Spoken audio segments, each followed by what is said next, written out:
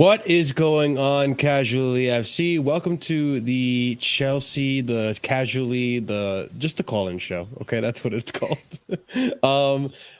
So everything that's going on with the club and all the rumors about Mauricio Pochettino, this and that, and we still don't know or have a confirmation that he is coming to the club.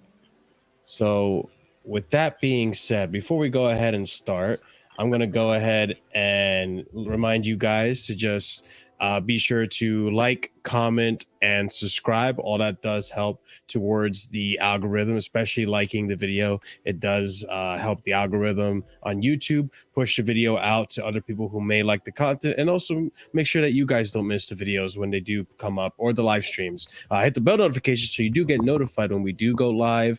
Subscribe, because about 50% of you who are watching are not subscribed to the channel already. And hey, if you're here watching it consistently, you might as well subscribe. You know, it helps out. It doesn't hurt you. It helps the channel, and you still get your content. Be sure to check out the links in the description, as there's our Discord, our Twitter, Andrew's Twitter, all types of content down and fun stuff down there. So check that out. Leave a comment. Let us know what you think about the video or any opinions touted. I do try to engage with comments as best as I can. I can't always get to that, but hey, maybe we'll make a little segment out of it too. Who knows? For the members. And then, yeah, check out membership tiers. We have 4 different tiers starting at 99p. If we get one more member, we get to unlock another emoji, which would be awesome, because I have so many awesome emojis for you guys to use. For those of you who are in the Discord, you already know how much fun the emojis are. So check out the membership tiers, see which one suits you and what you're interested in, and then subscribe, because it does help out the channel directly as well. And yeah, that's pretty much it. So to start things off, I will be sending out the link 15 minutes into the stream for you guys to call in and have your say. But to start things off, am I worried about Pochettino being appointed or not? I've kind of come to terms that it's gonna happen, and that I'm not gonna worry about it anymore, because I feel like there's the fan base that complains about how open and how much of an open book we are as Chelsea. And then there's the part of the fan base that also wants transparency in everything. And you can't have it both ways. So I'm kind of just of like, you know what? It's going to happen. It's just a matter of agreeing terms and details and all that stuff. And at the end of the day, like, even if it does get announced now, it's not going to change anything. He's not going to come in and replace Lampard now. Lampard's going to be here until the end of the summer. That's fine. Now, if by some miracle it doesn't happen, then I think we're fucked. But I didn't necessarily think that we're going to return to our glory and heydays under Poch either. And that being said, I guess the question I'm going to put out there is, are you guys upset with how the managers are handling this? Are you upset with not the managers, the owners are handling this and the board are handling it? And are you also upset that as a result of the way they handle this, we may have lost opportunity in having a manager in Enrique or Nagelsmann? My take on it: if Nagelsmann doesn't want to go through the process of being vetted, and after seeing what happened to Chelsea this season with Graham Potter, and I'm understanding that they want to take their time and not make the same mistake again, I think if Nagelsmann can't wait because he maybe has plans to go with Real Madrid or another club, then so be it. I mean, there's other managers that would take the Chelsea job.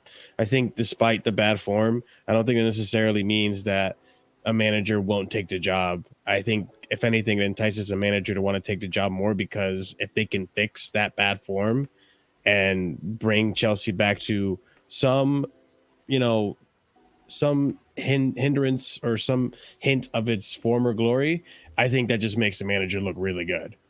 So I think it's always better for a manager to take a small job and work their way up to the highest reputation than take a really high reputable job and not reach the expectations that are already set really high.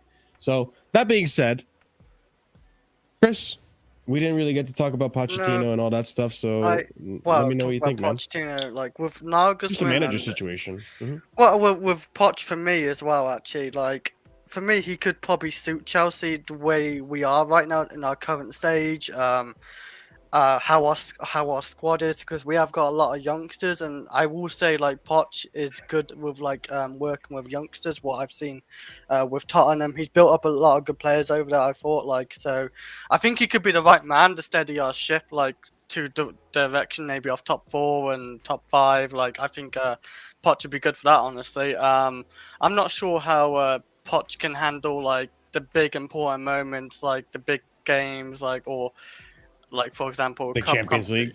Yeah, and in all fairness, he did get Tottenham to a Champions League final. So he did outplay his system. Actually, did outplay Liverpool's system or Klopp's system as well. So he is a decent manager. He did all right at PSG as well. I think he won the league in his second season, as I recall, right? Second season.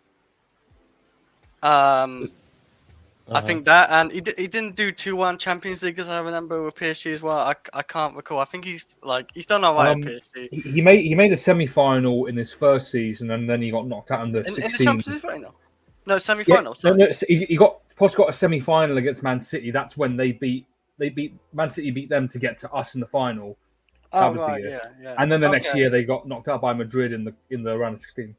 I think as I look at it as well, I think he's probably a better he's a better fit over Nagelsmann. I actually wanted Luis Enrique first out of a lot of the managers, but I think he over Nagelsmann. I honestly wouldn't look back on Nagelsmann over Poch, because let's face it, they got their own like things, flaws and all that. Like Nagelsmann's quite young; he's got experience for a young manager, but both got good styles. Both got like working with youngsters, so they're both like I think they have got similarities, as my understanding of managers. But I don't think it's like a big deal if we've lost out Nagelsmann by looks and going to Poch. I don't think that's a big deal. Some Chelsea fans obviously look down on Poch because he's at Tottenham, but like you got to start somewhere, and who cares? He managed Tottenham anyway. I don't really care about that side anyway. That's like the emotion side, but. Yeah, like he's not like the greatest manager, but there's not many great managers out there, is there? So I'd take a Poch. I honestly would take a Poch. I'm not turning my like head on him. And I agree with you, like in the sense of like, listen, I'm not Poch's biggest advocate, and I've made that clear over the years. If Poch, for lack of a better term, fails to meet expectations at Chelsea, it won't come to me as a surprise per se, but I'm not going to cheer it on. I'm going to back the manager no matter what. And I am excited to actually see what he's going to do with the youth in Mudryk, Madueke, just prime examples right there. But that being said, like Chris was saying, I am excited to see what he's going to do with the youth. He is going to be the best option of the other options that were given to us. And honestly, if we had to go to Postecoglou or company, I'd rather have stuck with Potter. I'm writing the season off if we get company. I don't want us to get this another inexperienced like manager. He's done well at Burnley, don't get me wrong, but like going to and the state Chelsea's in right now, like we're literally going down to probably 15th, 16th this season. Like we're such in a mess as well. We need to get rid of a lot of players, this, that, other. Like there's no way company can actually like do anything. Like I don't think anyway as a manager at Chelsea. Poch, who has a lot more experience, and he's dealt with like poor owners, I guess, like with Tottenham, that like they're kind of shit, like with spending and everything most of the time. He has to build up a lot of players, so like Poch is a way clear one. So I'd be really annoyed if we actually lose out on Poch as well, because we have lost out on a few managers by the looks of it. So I'll be because I think Poch is probably our last somewhat decent manager, like we can maybe pull in, like considering where we are as well. We're not getting no European football and everything as well, so gotta be grateful in that way. Oliver, what are your thoughts on the whole situation happening right now? Are you upset that we haven't announced it yet? Do you think it's already pretty much done? It's just a matter of keeping it behind closed doors? And where do you side with the whole losing out on Nagelsmann situation? And not even Nagelsmann, also Enrique. Well, I'll start with the Nagelsmann situation. If he doesn't want to wait for us to actually do our due diligence or whatnot, then just screw him pretty much. I'm not here to wait. He's the guy asking us. Oh, can you guys wait for me to have my holiday after I got sacked, and then you can start talking to me. Oh, that's a good point. So I'm not hearing that from him. Enrique, as far as I know, we walked away from that. We decided that he wasn't going to be the guy due to wanting a certain degree of control in the transfers, and I probably agree with the club on that because it should be led by the directors, not by a manager. Sure. But when it comes to like the announcement of Poch or like where we are with this process, it is starting to get a little bit frustrating because like you go back to like when Roman owned the club, and I'm not trying to make too many similarities here or trying to hold them to too much of a standard, but when Roman was here, you'd hear like 3 names whilst the former manager was already in the hot seat just before they were going to get sacked. So the fact that we're like a month or just over a month into this process and we have no announcement just goes to show that the club, them sacking Potter seems like a knee-jerk reaction based on the reaction of the fans, and that they hadn't done any due diligence prior to the Aston Villa game. So that's one disappointing part I take away from that. I just think this is kind of like, we're trying to catch up in a way when we really should have been doing some more research into these guys when Potter was still here.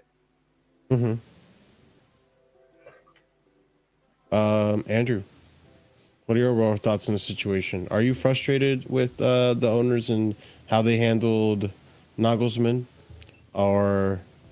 and are you frustrated with the situation on Poch? Do you think it's going to happen, or are you worried that it might not? You're worried it might fall through. With Nagelsmann, I'm not that frustrated. If the reports are true that he didn't want to go through the process and he was expected to be handed the job, then I'm not that too disappointed. Enrique, they didn't want. I don't think they want Enrique. So, looking at the reports, he wanted to come in and basically told them that all the players they bought were crap, and he wants other players.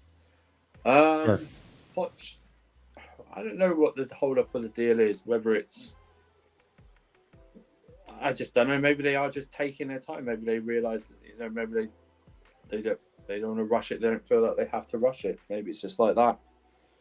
They want to announce it near the end of the season, stuff like that. Maybe that's it. I don't know. Maybe Poch is seeking assurances and other things. Maybe it's taking a bit longer just to iron out the details and extra stuff like that. I just don't know. It's just one of those things. Who's going out, who's going in. Maybe I don't know. Maybe the deal's already done. They're just not going to announce it yet. It's one of those as well. That's in part what I'm thinking. That's where my mindset's on. They could have already done, and they just want to announce everything all at once, or get their ducks in a row and stuff like that. It's not as if we're floated on the stock exchange and they have to announce it. With shares involved and stuff like that. But I don't know. Maybe. I don't know, or maybe they're still not 100% sure. I honestly don't know. People go on about, this club's too. It's too. It's very funny. This club, there's too much news coming out and stuff like that, and no one knows anything on this Poch deal whatsoever. So it's like it's the opposite end. So people want all the news, but they're upset when the stuff is leaked. So. That's why I'm also like, you know what? Fuck it, man. I don't care if Poch News is announced tomorrow or whatever. I'm sure it's going to get done. Yeah. And if it does get done, good. If it doesn't, then fuck. We're fucked. Can I? Go ahead, Chris. I was gonna say after you, do you think you talk about Chelsea waiting and everything and being a bit more patient? Do you reckon we're waiting to see what other managers maybe come available, like leave the club or get sacked. Say for example, I know we probably won't get this guy or nothing, but say for example, Klopp actually walks end of the season, right? Do you reckon Chelsea and all that will like consider like looking at Klopp? Say, I'm not saying we will go for Klopp. I'm just saying he's just my example, right? We tried contact Klopp, for example, and see if he wants to come to Chelsea as well, like as a candidate. I know we probably won't get Klopp though. Well, how long are they going to take to do their due diligence on him then? I don't know, but I'm just saying, like, I think that's the reason why they're waiting, seeing like in the summer as well, like, because I think yeah, Lampard's definitely staying for the end of the 5 games or whatever, yeah, Yeah. 5 games. Yeah. So I think we're definitely waiting to like end of the season and see what happens with managers, because doesn't as well Ancelotti leave? Yeah. He Maybe. could get. He's got a contract coming up next year, but he could get sacked. Okay, yeah. Say for example, he I might. think he wants to Ancelotti stay. goes against this squad. Ancelotti's the opposite for this squad. Yeah. He doesn't want a team of youngsters like this. He'll go. I mean, you're right. He's in the time of his career where he wants, little amount as possible, to do as possible. Oh, so you would. So I guess, Andrew, are you saying that he wouldn't want to come to the club? No, I don't think as the squad's currently fitted, I don't think he wants to spend a lot of time trying to build up anywhere from 7 to 14 players that he has to build up. You know what I mean? I feel like since he worked at Real Madrid, I feel like if he does want to come to the club, he would, and he would be, I guess, quote unquote, that yes man that everyone's talking about. I just don't think. I think he wants something that's ready to, at the stage of his career. I think he wants just something that's ready to go right now. Yeah. Or there's more Probably established players in there or ready to go, like Real Madrid. You can say what you want. They were in sort of a rebuild and stuff like that. But I don't know. I just don't. At this time of his career, he's winding it down. Do you know what I mean? I'm not sure he wants to. He's settling down. No, yeah, exactly, and stuff like that. And I think is. Klopp, I don't think we're waiting for the summer for Klopp. I think Poch is their number one target, and I don't think they want to wait till the summer because the season ends in the summer. The domestic season ends on June the 10th with the Champions League final, and then it's international breaks, and then the players go on holidays, and then the whole squad's probably not back together till mid-July, and then they jet out to the States for 5 games all over the goddamn America, not even in the same place, before they then come back to start on August 12th. So I don't wait. At least it's in the East Coast. Yeah, it's all on the East Coast. It's not like last year, but okay. That's why it's not for me. It's just about announcing it right now. Mm-hmm. Even if they're waiting for the end of the season, if they don't announce it, but he's got to get to work right away. That's the thing. So before, so the link is available in the chat, by the way, if you guys want to come in and have your say on what we're talking about, obviously. But before I go ahead and let anyone in, I'm trying to get. Can we just go over the rules of people coming on if you're new? Go ahead, Ben. Yeah. Go to town. No funny business with your cameras, okay? Because we'll immediately block you for life from this channel, okay? So no, people have been caught before with the camera stuff, and like I said, just all for banter and anything, just keep it a bit cleaner. That's all. You know what I mean? Marshall's got. We want to make sure we don't demonetize every single video Marshall has. Stuff like that. So. Hey, is this video fine right now? I don't think anyone has should sworn be. in the first 18. This got to be a record. No one sworn in the first 20 minutes of the video. It's a lot more manageable when it's just the 4 of us. I did want to share this video with you guys. So Boehly had a press conference, and this is him being asked about Chelsea. So it's just a quick 2 minutes, and then I'll start letting people in. But let's go ahead and listen to this. So when you told me you think you want to buy Chelsea, I told you that there's fans in the United States and there's fans in the UK. And if you are going to invest in Chelsea, you better be prepared for even more rabid fans here in London. And they will love you, they will hate you. And so this has been a tough year for Chelsea. Obviously, it's been what looks like a great year for the Lakers and the Dodgers. How have you dealt with the challenges in Chelsea? And as you told me, gosh, baseball is a long season. We could have said the same thing on basketball. It's where you're finishing. How has the soccer, where you football to the world, Try not to cringe, how people. has that been? Has anything surprised you about this experience? It's such a global sport. And unlike in the US, there's no unions. So there's a market for top players in every country in the world. And each one of those markets is different. You've got the Portuguese market and the French market and the English market. You know, so the ability to go to these markets, and then of course, obviously, you have to build a team, and your coach is the conductor of the team.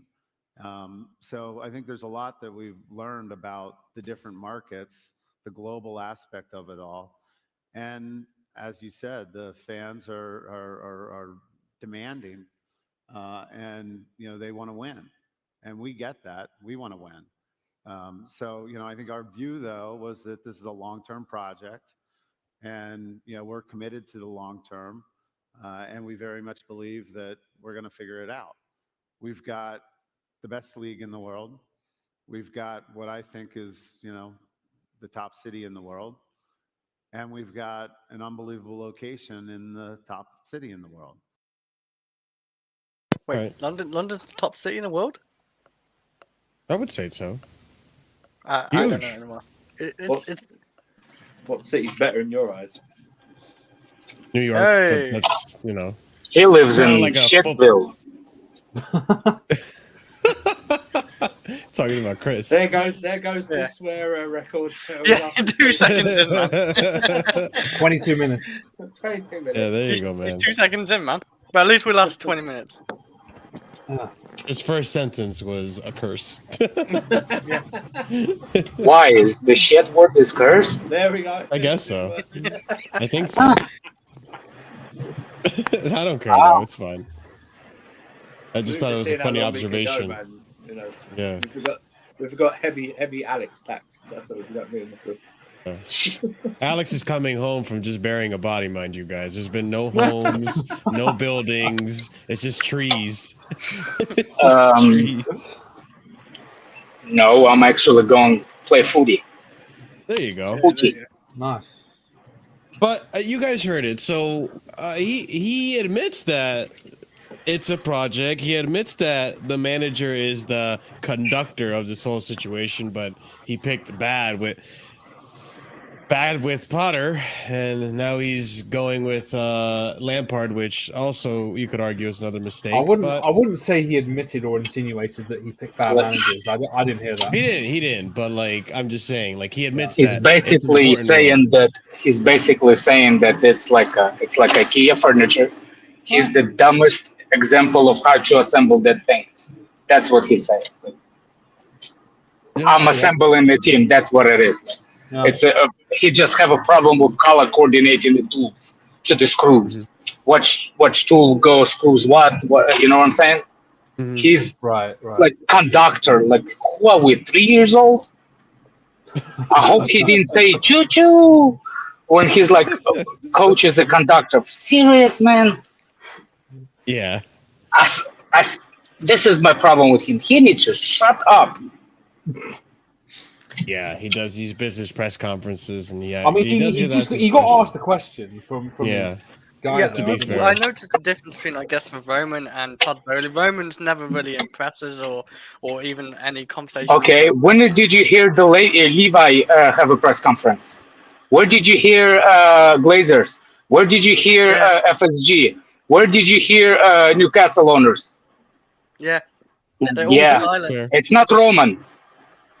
All owners are silent actually, not just Roman, yeah. It's kind of weird to see our owner talk a lot and no action, I guess, at this point. Fair. Please, he's letting us down. I still not turn on him. It's nothing about him. I mean, at least he admits he made a mistake. That's all I care. But I still think he's done like good things, bringing a bunch of directors, co-directors, or whatever. Like a lot of Yeah, like infrastructure. stuff. Sure. I just think maybe he's jumped the gun by second Tuchel and like hiring all these managers before he actually hired the people. No. My biggest problem is if you assemble that thing, let that thing work. Step by and let those directors work. Why did you assemble that thing if you're gonna be overcorrecting them if those rumors are true? You know what I'm saying? If it's like, why did you assemble that board if you're gonna overrule them? I know it's your club and you paid, but you're the weakest out of the three.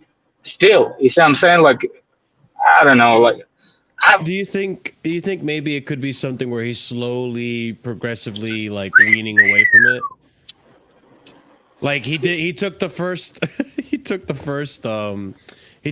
transfer window, and then did he step down from a sporting director, or did he stepped down as the interim in like December or something, and he handed it to Winstanley and Stewart. Yeah, but it was midway through the transfer window, wasn't it? No.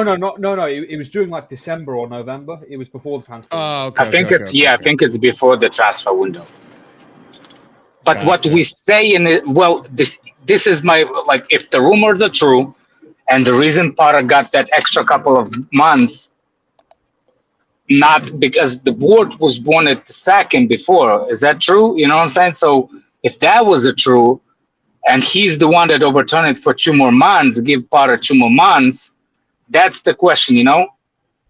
And walking into the dressing room and I don't know. It's not NFL, man. You know what? I have a feeling exactly what that ball is, and I hope it's not. He feels like John Jones from a Cowboys owner, NFL wise. Jerry Jones, yes. Jerry Jones. For some fucking reason, I get that itchy feeling that vibe. Not itchy, fuck. Yeah, that vibe. Yeah, itchy feeling. That's like STDs, fucking no itching implied, but pause. But what I'm saying, like, that little feeling that, you know what I'm saying, like, something about that guy is weird, the way he's, you know what I'm saying? But yeah, Jerry Jones has been like that for years and years and years and years. Yes, tell me about it. I'm a Cowboys fan. I'm a Cowboys fan, man. This is the worst thing. He's too hands-on. He's too hands-on.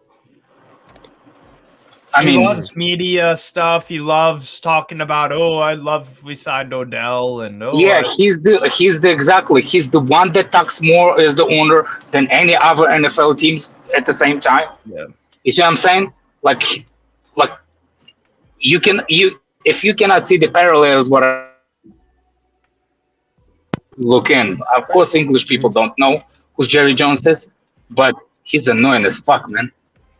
And he's the one that gave that fraud of the quarterback long ass contract too. Yeah, I could definitely see how it's frustrating, and I'm myself frustrated with Boehly not letting these people work. CFC for life. You came in first. I just wanted to ask you the same question I asked everyone earlier, which is: are you worried with the fact that we haven't appointed Poch yet, or do you think it's done and we just are going to wait to announce it?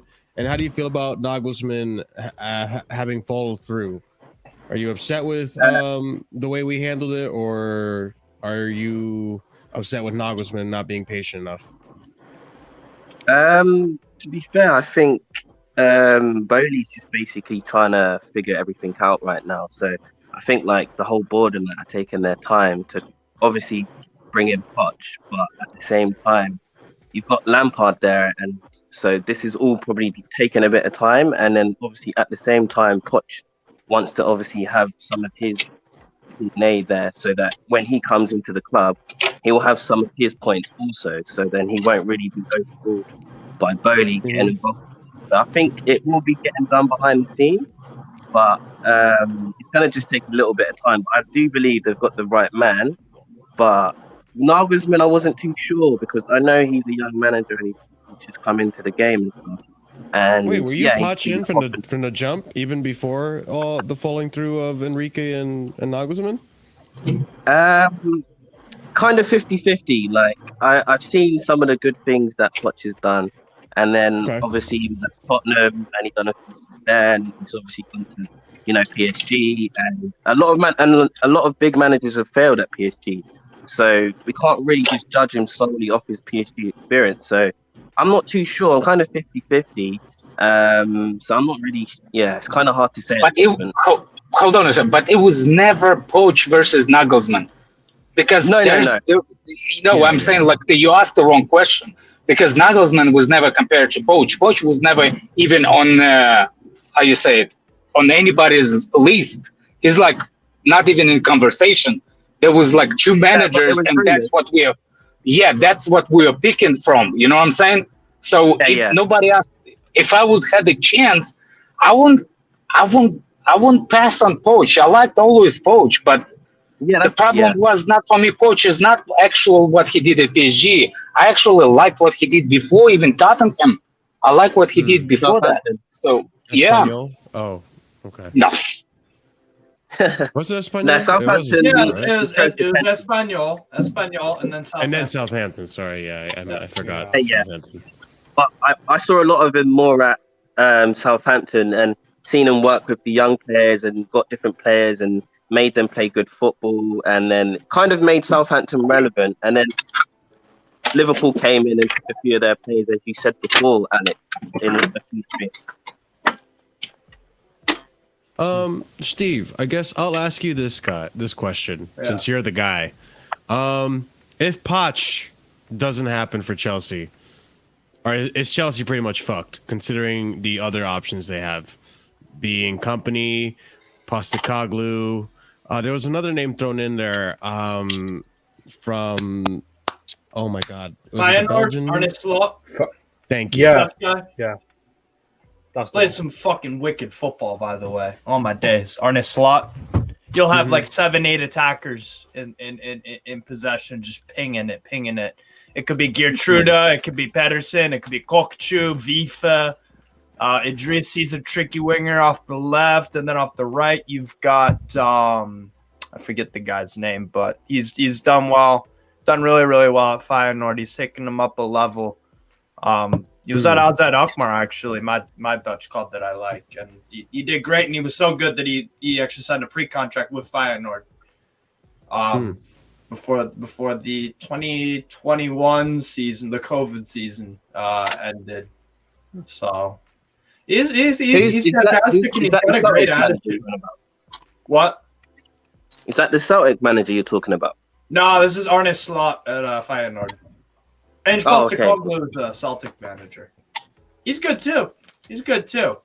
I just wonder if the jump up from a club, because let's not forget, people, Celtic and Feyenoord are huge clubs, demanding fan bases. Both of them will kick off if results on the pitch aren't great. They really will. So there is pressure. Big stadiums as well. They expect to do decent in Europe and whatnot, and to win their league. It's a failure when you lose to your rivals as well. So that kind of thing, it makes it see. It's like Ten Hag, right, at Ajax. Ten Hag at Ajax. That's a behemoth of a club. It's the same kind of thing. They've got a specific way of playing, and they always have for about 50 odd years now. It's their identity, and he's shown that he has a strong personality, discipline and whatnot, and he's done, pretty well with Manchester United this year. The Glazers are going to ruin anything he does if they stay on. So, that's I love Ten Hag, man. I wish he was a manager, man. He's fantastic. There's not even, he is fantastic. Absolutely fantastic. Just the way, like I said, the way he conducts himself, discipline, tactical side of the game. He needs some refining in the Premier League, but he's done. He adjusted. This is not how he likes to play. The way Man United plays right now, he does not like to play the way like that. I know that he doesn't, but he had to do what he had to do to win, because he understands, to be a relative, you have to scrap even those kind of games. And that's my biggest problem with Potter. You cannot make you want the stability instead, but you cannot underestimate the winning process. The winning, it overcomes everything else. It's a results-driven business. It's result How many times have we exactly. heard that? Yeah. Exactly. Yeah, Well, the thing I is, what- guess- Can I thing is, comment what on you that, guys dude? talk- Like, just Go ahead, David. What are you saying? Yeah, Or yeah. I Oliver, was just going to say that. In terms of what Alex has said about the winning, I think that's what annoyed me the most about this whole the talk of the process and the project. When Potter first came in, you know, and people mentioning things like, oh, like, you know, I want a project like Man City have, and it's like the reality of the situation is that any elite club, the way all elite clubs operate is that, you know, if you're not winning, you have to go as a manager. And I think there was even a question to Pep a few days ago. I don't know if it was last week or the week before last week, where they asked him, you know, why have you been at Man City so long? And he was just like, well, because I win. Like, if I don't win, then I'm not going to be here. And I think that's just the reality of being in an elite club. There's no process that can be had when you're 10th or 8th or below even that level. Listen, to add to you, even when Pep was rebuilding that team from the other previous managers, he never dropped out of top 4. He was still winning the games, and that's the biggest. You know what I'm saying?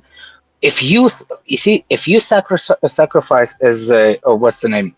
For example, like when we are buying young players and all that, I can understand the people's frustration. Like, the young team does not bring success immediately, so that's already shown to some fan base that you prioritize the future by negliging the presence. You see what I'm saying? But the presence, it's still the ones that brings you everything in the future. So, for example, even if you want to bring the youngsters in the team, you have to have sustainable first team, so that young team can actually look up to the older team and see the future. That's the problem. Not how you get the kids. We can sign as many 16 years old and make Pokudoku happy in the world, but that's not gonna improve the freaking the status of Chelsea in the top 4 contenders. All of a sudden, we have issues with signing sponsors. Was that a conversation before with Todd Boehly? He said we don't have no problem getting. All of a sudden, you hear in the news that there's not that as easy as it was. You see what I'm saying? So for me, you do not destroy the number one, your first team, by like, you need to slow down. Process does not, how you say it, like, I understand how he wanted to do it at once, but I still think the conductor, like he said, the choo-choo guy, he still has to be elite. You cannot, the choo-choo guy, if it's like from the train cartoon, he got exactly what he deserved. Thomas the tank engine. I think he's talking more as like a musical and orchestrational conductor, not a train conductor. Well, why? Oh, never mind. Jesus. I thought he was actually a choo-choo train, but yeah, well, he might want to lean in on those people that play French horn or something. I don't know. Oh my days, bro. I was just going to say that. Go ahead, David. I was you know, with this talk of Nagelsmann refusing the role, or refusing the refusing the role. There was a lot of conversation about, well, he's not humble enough to have the job, and who does he think he is? But I think, for me personally, I kind of understand his position, which is, if you're a club and you know exactly how you want to play football, then really and truly, when you go for managers, it shouldn't be a thing where you're interviewing all these managers. It should be a thing where you know which managers are available, you know how they play football, and essentially you have a first choice, a second choice, a third choice. You go to the first choice, you say, well, okay, you know, this is what we like the way you play football. We want to hire you, but you know, this is what we want from you in terms of youth development. You know, things we may want you to do with us and whatever. And then you obviously see what they want from the club, and then you come to an agreement, or you see where compromises can be made, or if no agreement can be made, and you say, okay, well, then it can't work. We have to go to our second choice. So I don't really understand why we're doing this thing of having interviews and speaking to different managers. I feel like most managers, if they're called for a job, if it's an elite club, they would expect that they've already gotten the job. It's just about whether or not they can agree on basically the project basically. So David, I have some sympathy with Nagelsmann basically in terms of his perspective. And also, Nagelsmann's side of things should not be compromised.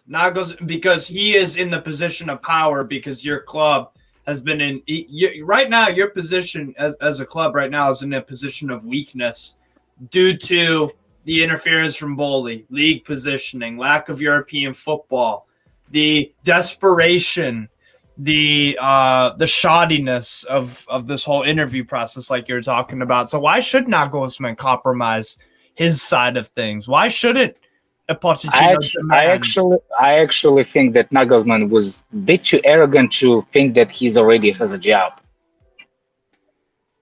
Yeah. Well, that side of thing, I guess that's a whole. I mean, it's a self-evaluation. It's a self-evaluation of you. If he evaluates himself that high, big up to him. You know what I'm saying? But in my book, you see what I'm saying? It's a two-way sword. You either over-evaluate yourself and you fell on your ass, or something else. You know what I'm saying? It's up to you. But if you you know what I'm saying. Anyway, guys, I'm gonna go play some football. So I'll see you guys later. Thank you for coming on, Alex. Have fun, man. And by the way, everyone else in the chat, big up yourselves. Almost 75 Hit the like button, watching. Hit the like. Exactly, Alex. Smash that like button. And if you do want to come in and have your say, the link is pinned to the top of the chat. Just make sure you have a mic that works, and you'll be able to come on the StreamYard. I think you also have a YouTube account as well. I'm not sure how. I haven't logged into StreamYard. I think you can log in YouTube. Yeah. Yeah. So go ahead and do so, and you can come in and have your say on what we're talking about. But to point out, Trevor, your comment down here below. The thing is, though, if you recall what the hiring process is, it was going to be whittled down by the board, who have worked and have experience with other managers. So it was going to get whittled down by Vivell and Winstanley, I believe, and they were going to eventually get a list of one or two or three managers that Boehly and Igbali were going to decide from. So at the end of the day, I'm not worried about, Boehly or Igbali deciding who the manager is going to be. If they're given a healthy list of 2 to 3 managers, either managers that they pick is bound to be a good one. So I'm not so worried about that. I'm not going to lie, for me, I'm worried. I'm worried. I just don't know why it's taking this long. Yeah. For Boehly, for the club to identify what their criteria of need is, and to then correlate that with cross match that with what the manager wants, and then to make a decision. It's just weird to me. It's I know a lot of people disagree. I just don't think this is the way football works. I just don't think football clubs do a thing where they look at different. I mean, because it's pretty. If you watch football, you know who the good managers are. You know how they play. You know what they bring. It's about whether or not they can agree with your project. That's the key thing. And I don't think it should take weeks to identify that issue. For me personally, anyways. You guys hired Potter really, really, really quick. I think it was 2 days after Tuchel got sacked. It was like a day, yeah. Oh, a day, yeah. Sorry, yeah. That was literally because Boehly was the main guy. Exactly. There was no Vivell, there was no nothing. Yeah. It was just hype. It was just excitement. Exactly. The first time when you boot up Football Manager and you don't know what you're doing, so you're just hiding. That's literally what Boehly was doing. The first time when you boot up Football Manager, you get the mainstream players, the players that will get you on paper. He's basically did the reputation. He's found out the hard way that hype and reputation shouldn't mix when it comes to decisions. I don't even think hiring Potter was an issue. I mean, obviously sacking Tuchel was an issue, but once you've gone through that, once you've gone through that decision, gamble, was it not? Yeah, no, but the thing is, once you've gone through that decision. And I think there was a lot of hype around, and I think even a lot of Chelsea fans were even happy for Potter to come in. So I don't think that's the issue. I think the issue is if you're a club and you have a certain level of standard in terms of how you want a season to go, how you want your or what results you expect from your club. Once that standard is broken, then you have to follow that that to its logical conclusion and say, okay, the manager's not good enough. I feel like there was a problem whereby, you know, you've sacked Tuchel and you've brought this manager in, and it would look really bad for you to sack him. And I think that was, I believe that was what prolonged the decision, because it doesn't make sense to after the Southampton man allow Potter to stay for so much longer. Yeah. The performance is actually starting to improve a bit, and then you sack him. Then it's just a weird decision to me, because it's like, if you've gone through that level of if you've gone through that, you know, level of upheaval where really and truly you should have sacked him then. Like, for me, I feel like you might as well just keep him to the end of the season and then make a decision after that. Like, it just seemed like a decision that was prolonged because you really didn't want to look bad. And then when the fans started to like get at you, then you decide, okay, yeah, no, I can't take. We need to make a decision. It just I don't know. The board, to me, I think, you know, this season has been a disaster, and really and truly, like, for me personally, like, you know, I would be worried about going forward with it. You know what it is? I feel like it was like, I don't know if Boehly's ever experienced that sort of stuff in his other franchises, like the Dodgers and stuff. I don't think it's ever gotten as toxic as. Well, he literally said it in the video there. I feel like it's his first ever time that he actually got shook up by it. Like, the fans actually turned on him for like probably the first time in his life or something. That's because LA sports fans are just like 90% of them are just celebrities and upper class people. Like the casuals aren't watching on anyways. Like, they don't actually care. Like, and it's LA, it's California, man. They're they're chilling. They're chilling on that legal marijuana. You know what I'm saying, man? Yeah. They're just there. So for me, it's like if you it is a culture shock thing for Boehly, but like, bro, it's simple as this. He's just got to learn from this year, and if he doesn't, then I think it's just going to become a pattern. If you finish again, if you guys finish like this again next season, why should anyone believe that you're going to all of a sudden be Premier League title winners next the year after, or even top 4 or even top 6? Like, he's got to get this second season right, and he actually has to learn from his mistakes. Like Boehly as well. You know, that's a two-headed snake. People like to go for Boehly because he's American. I understand it. Marshall probably does too. It's really, really easy to go after the American because he says soccer and he says, you know, he doesn't know what he's talking about. He mistakenly said 4-4-3. Yes, the all-star game idea and the tenure. But Eghbali isn't. For me, he's not. He sometimes gets off on criticism because it's all thrown at Boehly.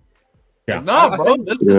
This is a dual-headed snake. operation. Yeah. I think some of it might be related to nationality, because you know there are going to be those fans, obviously, but you got to take into account as well. Boehly is the figurehead of the consortium, so the figurehead is always going to be spotlighted. That's just one way to look at it as well.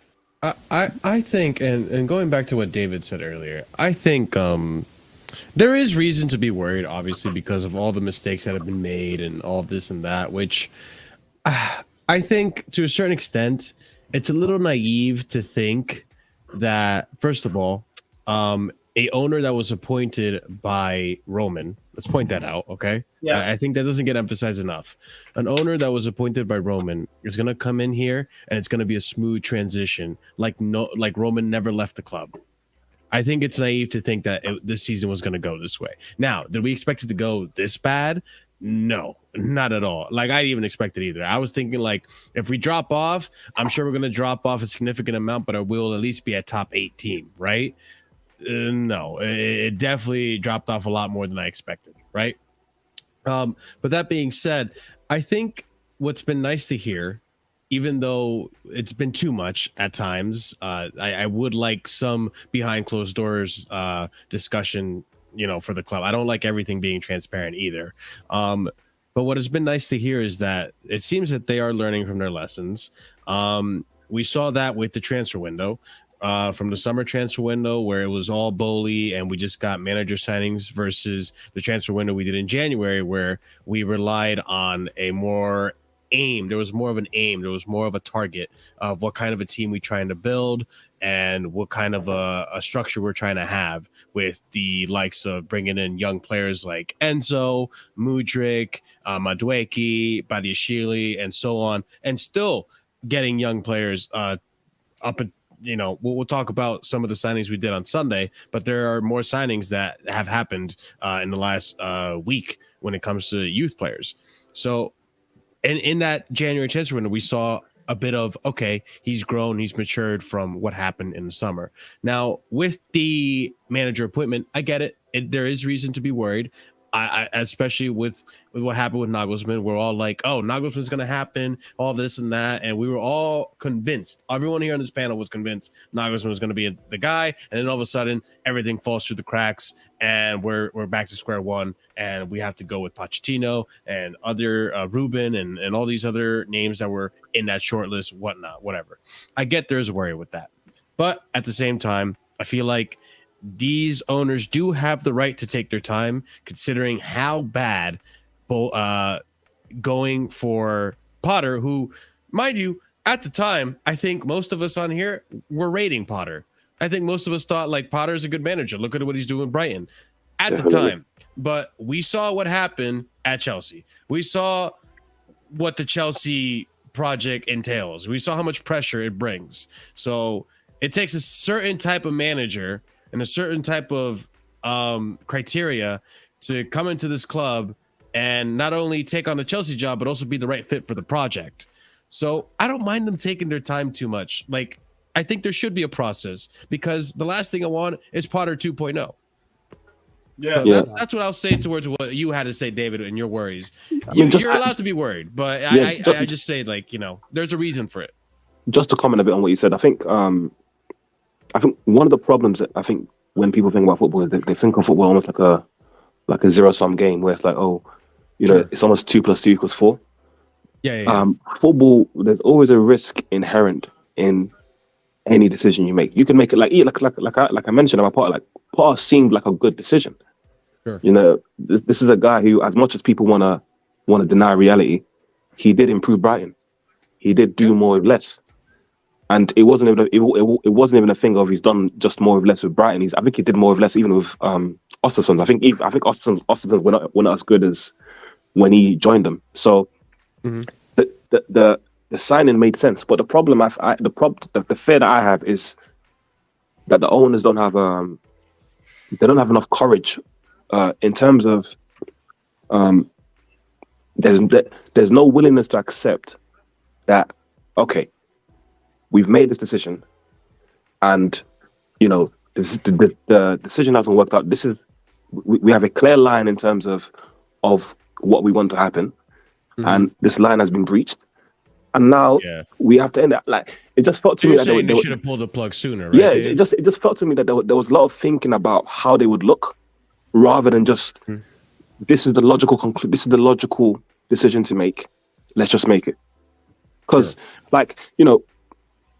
one of the arguments I always made was, because there was the match against Southampton where people started to get mad and like, oh my gosh, he needs to go now. And I was like, really and truly, if you analyze Potter systematically and logically, there was so much things you could say to justify him being sacked at the second Fulham game of the season.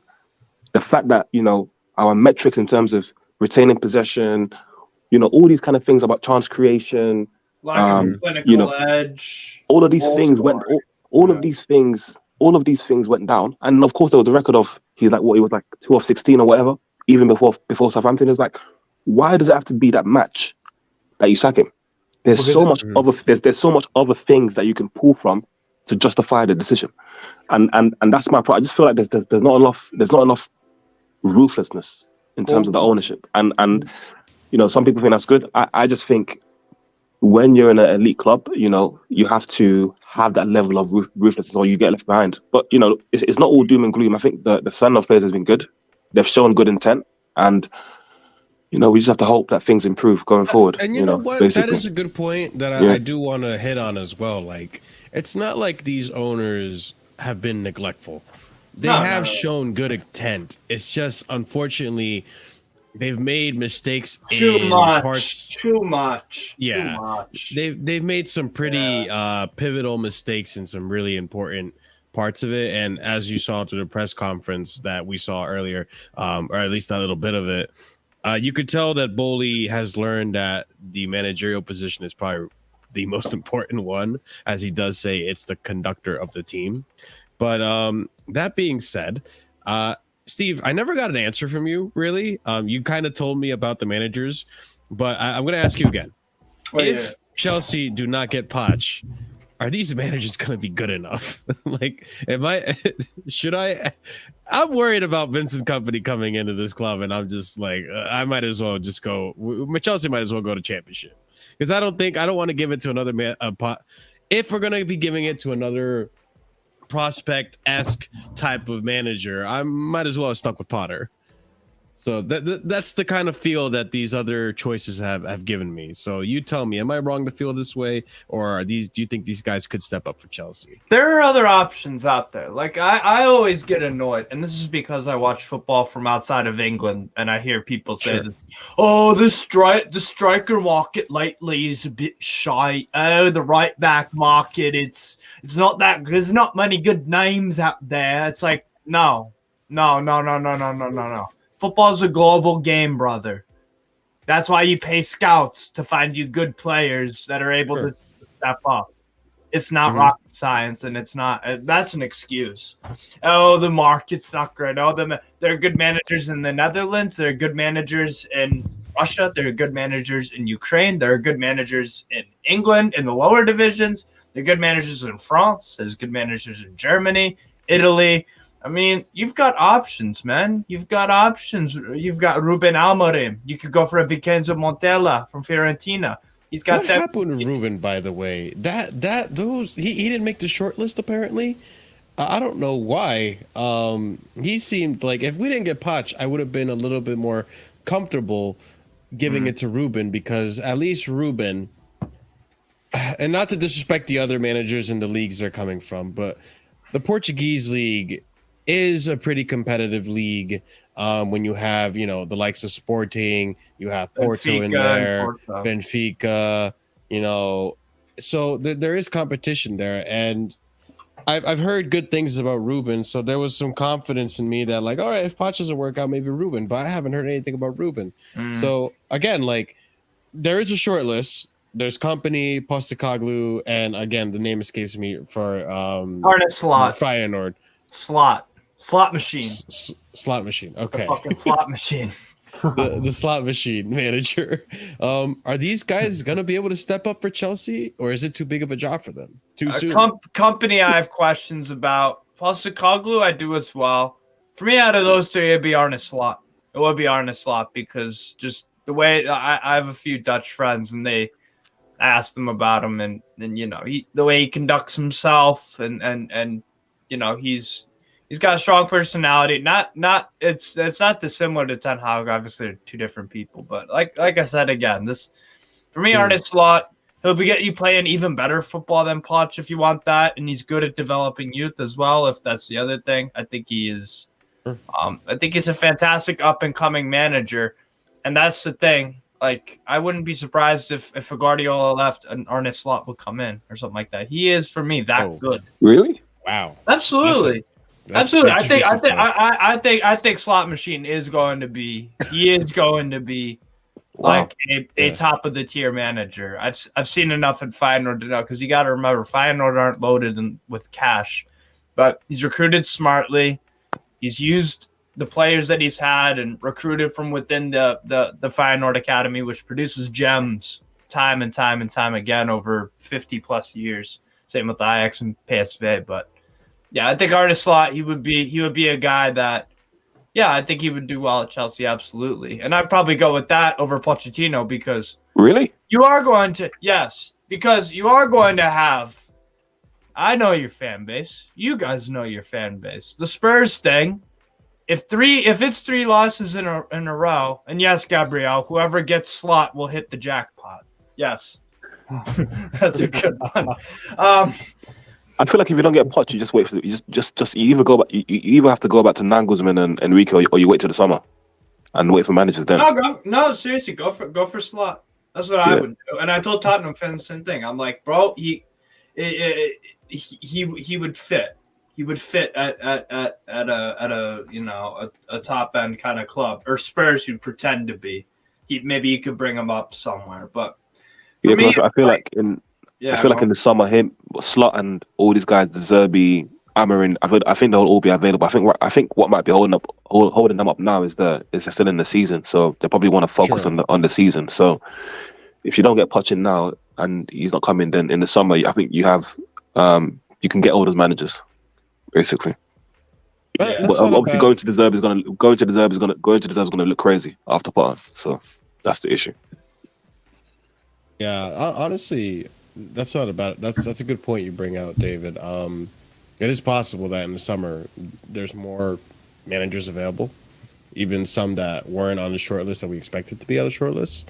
So I mean, it could be a patience game. Wait, so no, go on. Sorry.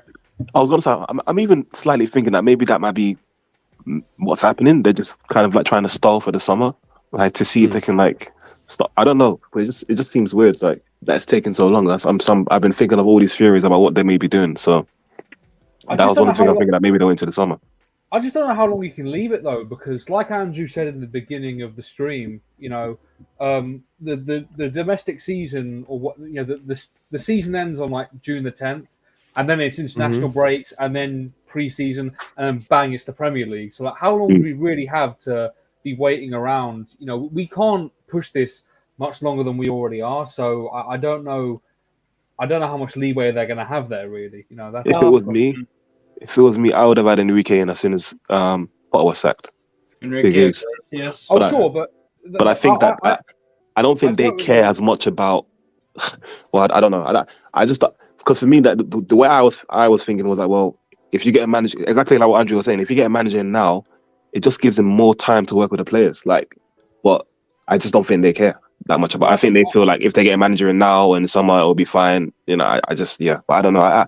I would prefer Poch to be in right now, regardless of what's losing or winning or whatever, just so he can have time with the players to like know who he wants and doesn't want, and start actually building his philosophy and principles of play with the players. But now that would have definitely been more ideal. But it's like what I said earlier when I was talking about like how I feel about this whole process. It just the fact that we're still doing like due diligences and interviews and whatnot.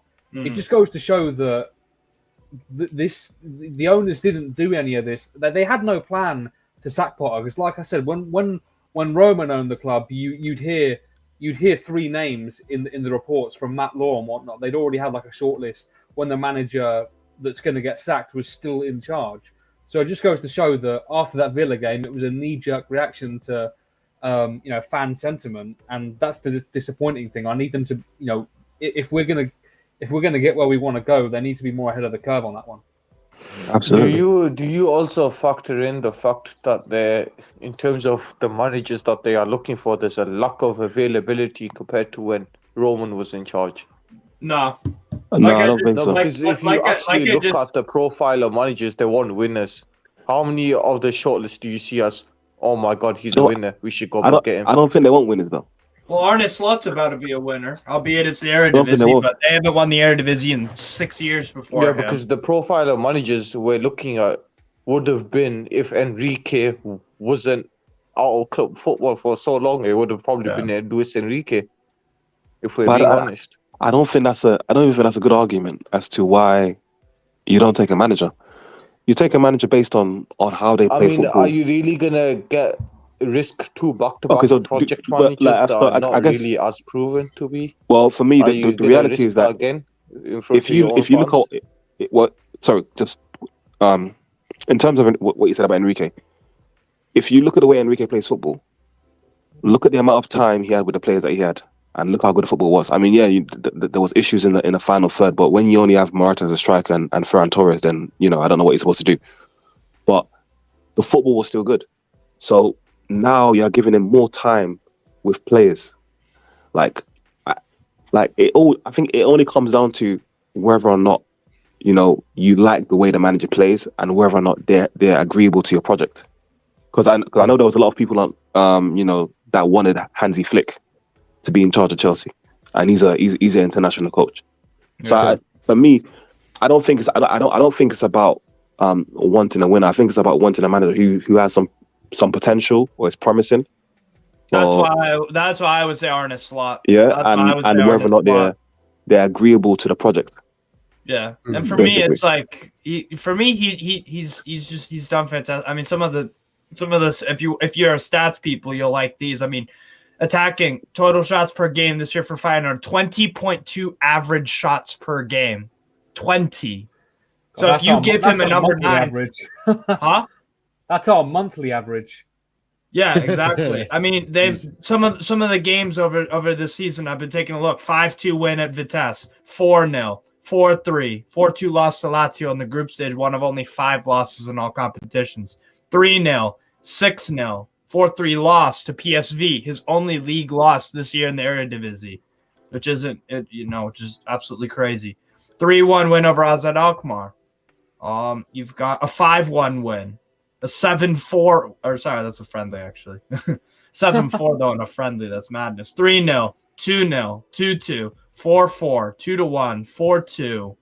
I mean, 7-1 against Shakhtar Donetsk. That was probably his best result of the year. 3-2 away to Ajax as well. That's not easy to do. I haven't ever seen a Feyenoord team go and beat Ajax at the Amsterdam Arena. So, I mean, another 5-1 in there, a 3-1, a 3-0, a 3-1. That's more goals. I just listed off probably about 10 games. That's more goals than you guys have this entire season.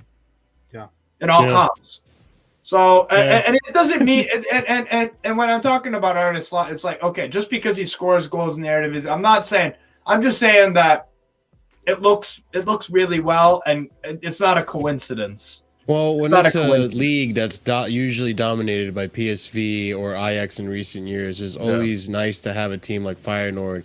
You're looking at it like, okay, who's the manager?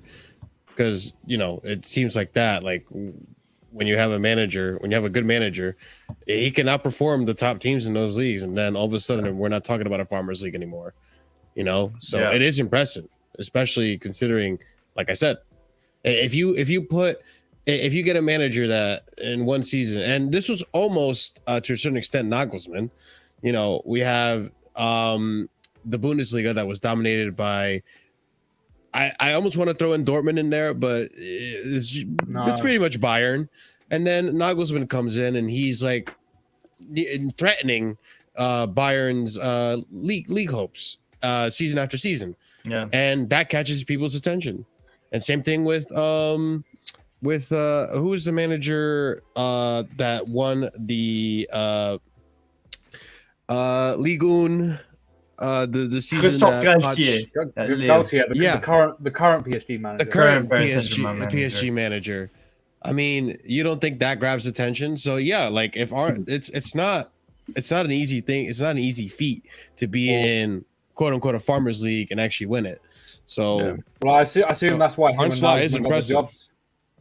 Yeah, what? Marshall, exactly. Eredivisie's on ESPN. Go check out. I'm pretty sure they played this week. I'd assume so. I probably won't do it, but you can tell me about it.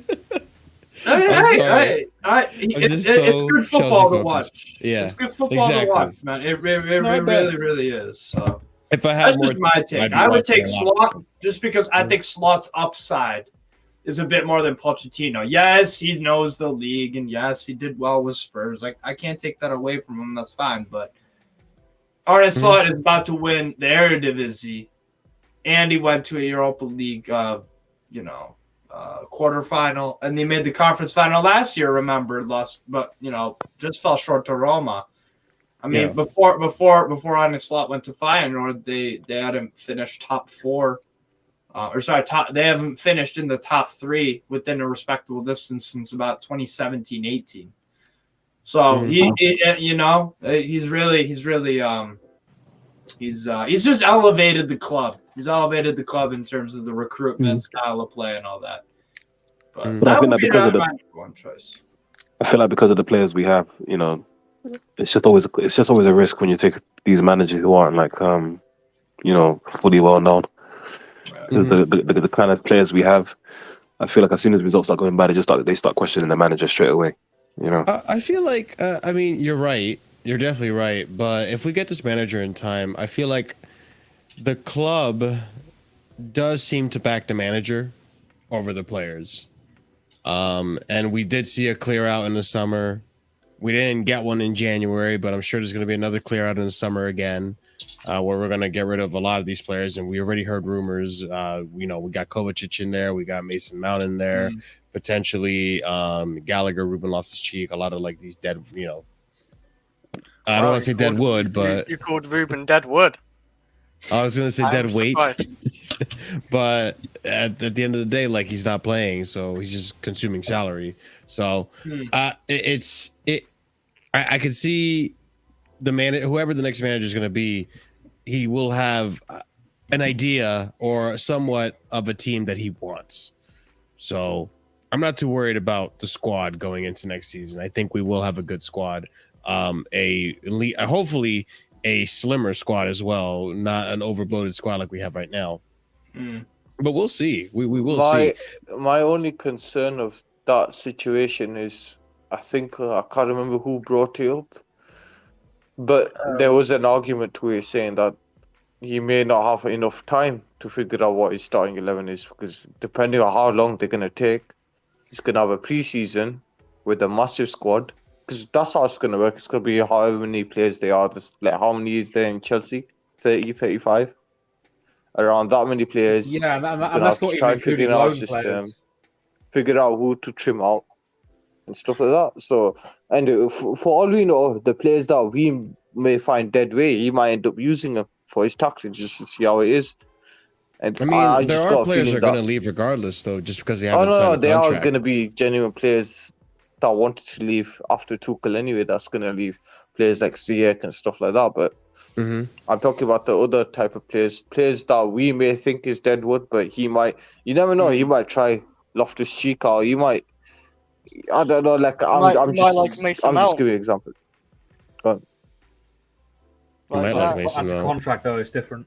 No, but like, say for example, like he ties down a contract, and they're thinking he might get the best out of Mason Mount again. Because I don't think it's going to happen, though. Mason Mount has been on a downward spiral like for a while, but like under Tuchel, I thought he's decent until like near the end of Tuchel as well. But oh Jesus Christ! Well, like we said, it all depends on the contract for players like that. There are some non-negotiables when it comes to who leaves. I think he's unsavable, Cho. Like, he can't make it in the Bundesliga, and we slayed like Timo Werner for not scoring goals and all this. Like Cho was literally only got one goal. I watched Leverkusen, not week in, week out. He doesn't play, does he? A lot of that, bro. No, really. Doesn't even get off the bench. Sometimes not even in the squad. It's Adley playing over him. It's Diaby. It's so many, bro. But it's going to be so difficult to get rid of these players, though. Like, a lot of these undesirable players that we have on like big wages, and unfortunately, I think the state of football now is that a lot of these players are willing to to remain at a club and just collect their wage. So I don't know how you're going to get rid of exactly Loftus-Cheek, Ziyech, Cho. These kind of players. Ziyech definitely wants to leave. He almost went to PSG, and I don't doubt that transfer will happen in the summer. Him to PSG. And then the other issue I think it was mentioned on Twitter was about how teams know obviously that Chelsea want to sell players, so they're going to try to lowball us. That's the other issue. I think for players like Mount and Gallagher, we'll definitely get a good fee for them. But then when you come to like Ziyech, Cheek, and all these kind of guys, people are going to try to lowball. I wouldn't be you. surprised if Ziyech goes to a Feyenoord or something as a backup to Jakenbosch. I wouldn't be surprised. Because the league suits him. Then again, he did play for Ajax, but that didn't stop Steven Berghuis, who went directly from Feyenoord to Ajax. So we'll see. But I wouldn't be surprised if he goes back to the Eredivisie or something. I don't think we'll struggle to sell these players, and I don't think I will not buy all of your deadwood. That's cap. They did look at Gallagher. I'll take Pulisic. What about Gallagher? You guys looked at Gallagher like, well, your club looked at Gallagher. If Eddie Howe wants him, I trust it. Yeah. I think I think your manager's like earned the trust of your like. I'm not fan paying base, so- fucking 50 million or something stupid. 45, I'll go 45. 35. No, like Everton offered 45 million. I'm not budging up. Well, that's Everton. Look at Everton. We are not fucking Everton, are we? They was No. desperate. They was desperate for a Come on, baller. Everton. They was honestly desperate for a baller to save him. Exactly. We aren't desperate because we can go No, all but around Europe and we he's can a top have. 6-side player. He's a top 6-side player. Like he can play for your club. You're really selling this, aren't you, Chris? If Eddie Howe wants him, great. I wouldn't He's a recommend good it. I'd rather workhorse as go. well. He runs everywhere. He does honestly. Oh he's like, yeah. He's like the English N'Golo Kante, like the younger version. Yeah. That's Chris, really it's not good. working. You know It's what's not working, crazy? bro. It's crazy though. Chris is actually being genuinely honest. Like, I'd rather get a guy like Maxence Kakare from Lyon who can run but is Yeah, what'd actually you call me? technical. Hey, Gallagher's got some technical as well. Yeah, Like, like, No, he doesn't. Not He compared does. to Maxence He's got- Kakare. he- No he's even got a banging shot on him as well. Definitely like, demonetised No, he- now. Thanks, Steve, man. You can't say Are you being serious? he does. Like he scored against Crystal Palace. He even got the goal a month. Oh, he is a Crystal Palace player. He is a Wait. Crystal Palace player. He's also What are you being like a serious about Newcastle technical ability? Gallagher don't have that. Gallagher doesn't have any comment technical from Chris. ability. No comment from Chris. I question if he's got ability, let alone technical. Yeah, He can't win a few, man. But Gallagher's he can play the long staff role. Hey yo, I justice don't know. for the Roadrunner, man. Leave him alone. I feel like Gallagher. I feel like he lacks confidence when because I don't feel like a player could be this bad and Hey, make it listen, as welcome to and make it as Chelsea, a bro, player. where we Maybe kill his wife players' divorced confidence. him. You never It's know. Like He's I think really maybe when he young just if when, gets when he gets on the pitch, he just divorced lacks already. confidence. Because I think if you've played football, you know that sometimes when you play with certain people, like you play crap, and then when you play with other people, you play good.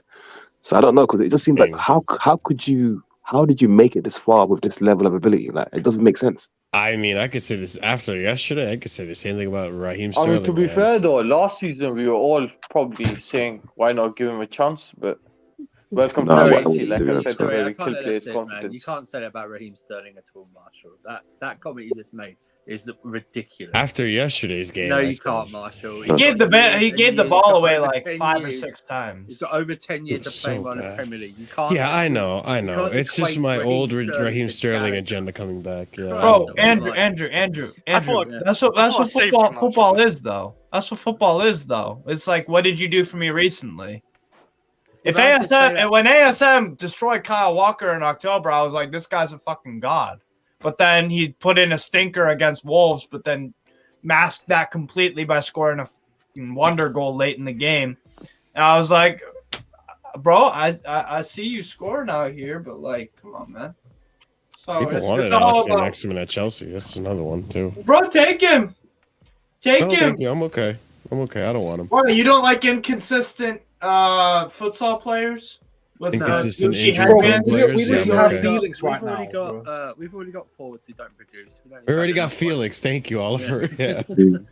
No, he is streets ahead of Felix in terms of Hey, listen, bro. Felix has got that aura, bro. Like what everyone says, man. Don't know what the aura is, but he's got it. But I feel like the issue with Felix is that if you were expecting goals from Felix, then I don't think you watched enough of him. Like I think No. Felix but Felix is everything. He's everything but the final third, basically. He's everything but the final third. We're You know, that's playing it. him essentially. Well, we're playing But him that's in Yeah, that but 10 at the same time, like we okay. Here's the thing, though. At the same time, like we didn't give Werner that excuse, because wait, No, but Werner was a Yeah, shit footballer. no. He just No, but Werner couldn't control the ball did- to begin with. That's the issue. So what you're that's trying fair. to say Werner is had a horrible touch, but at the same time, like there are times when Felix had this opportunity to score and he hits the post. Werner it's like- was gonna a Bruno say, right, Fernandes are you with guys pace. Felix calling rather, He yeah. Felix could the be way, German. the way Willian was?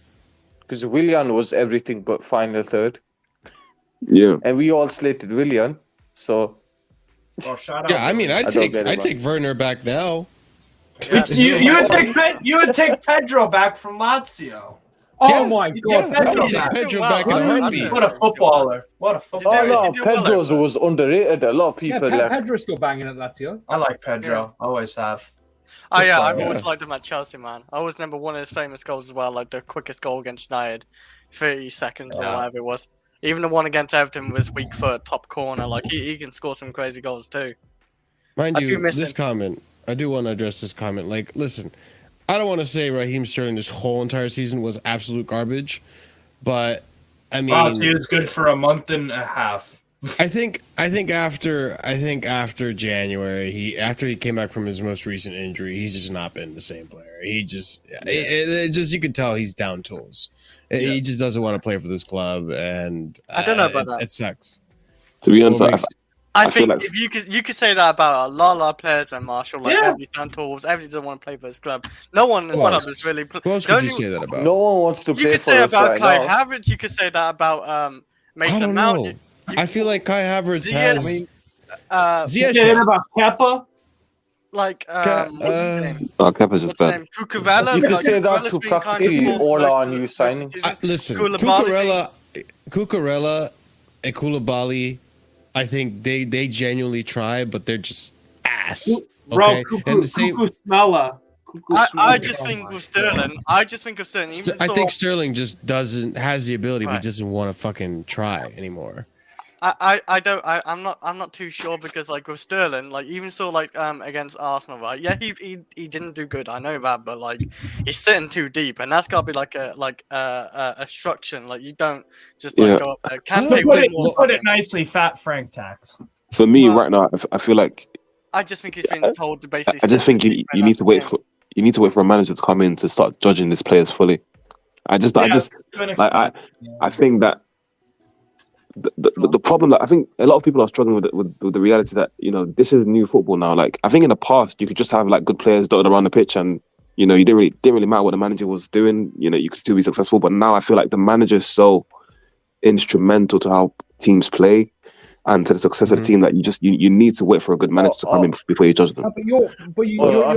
Especially because I feel like players now that the IQ is lesser. To buy decent players, get the profiling players that they want. Yeah, it might not be like on the level of the big 6 teams where we could probably get like 3-4 of their types of players. But I mean, now you've got like 6-7 teams with especially Unai Emery's back, and a lot of people don't really rate him, but he's actually a quality manager as well. Unai Emery's the top managers and teams that can hurt you. For me, what about Eddie Howe? Look at exactly Eddie Howe's another one. The Newcastle have anywhere near good players as Chelsea. We have better performing players. I would even argue that even right now, Chelsea have a better team than Arsenal. I would argue that if you looked on paper, Chelsea have a better team than Arsenal do. Squad-wise, on paper, I believe squad-wise, Chelsea have a better team than Arsenal on paper. You guys have struggled to score goals for years, though. They finally fixed but you're looking at performances. We're looking at if you looked on paper and said these are the players that Chelsea have, these are the players Arsenal have. Chelsea have a better team than Arsenal. I will say not in midfield and attack. I will say as well, Chelsea with comparable. A Chelsea couple even like goalkeeper's better. Yeah, Chelsea goalkeeper is better. Ramsdale, I don't think so. Yeah, I don't think Ramsdale's that good. I really don't think so, Andrew. Like he's like. Are you shitting me, Chris? He got beat again. I feel like he's like Kepa. He's basically like Kepa. He beat again from a soft long shot yesterday with biscuit. You don't think Ramsdale's don't get like? You see De Bruyne's goal against Ramsdale. Kepa, no, and I believe I don't know. You see De Bruyne's goal against Ramsdale, the first one. They scored. Yeah. Say it again. And De Bruyne's goal against Ramsdale when Man City played him. Okay. The first goal, and the West Ham goal. Bro, you're saying that like Kepa does not concede to De Bruyne. No, but my argument is they're both bad. Like they're both the same. Like they're good on their feet, but they're terrible with their save shot stopping. I mean, Kepa is levels of shit. But I think you put Ramsdale there too. Even look at the West Ham game, Andrew, where it came off his hand, and they went in. No, like near post. How many errors? How many errors? I guarantee you, Ramsdale's done more. No, over the past 5 years, there's no chance Ramsdale has made less errors. How can you not say that? How can you not say this, Kepa? You've seen Kepa for 5 years. He is shit. Yeah, but the argument is not that Kepa's better than him. Bozo moments, but It's not that Kepa's better than him, is that? Not nearly as often as Kepa. Yeah, Not Kepa's the king. nearly as No. often. Kepa's I probably made up. I think as often. If you aggregated it to because Arsenal have more possession, they barely have allow shots on their goal. So if you aggregated it, I think you would see that it'll probably be the same or more. No. I think it would be, especially this season, because this season actually, funny enough, Errors leading Kepa's to doing shot okay this season for Ramsdale, statistically. 4. Errors leading to goal, 2. Kepa. So let's see. Ramsdale has 4 errors leading to a shot, and 2 of them were got in. Now let's look to Kepa Arrizabalaga.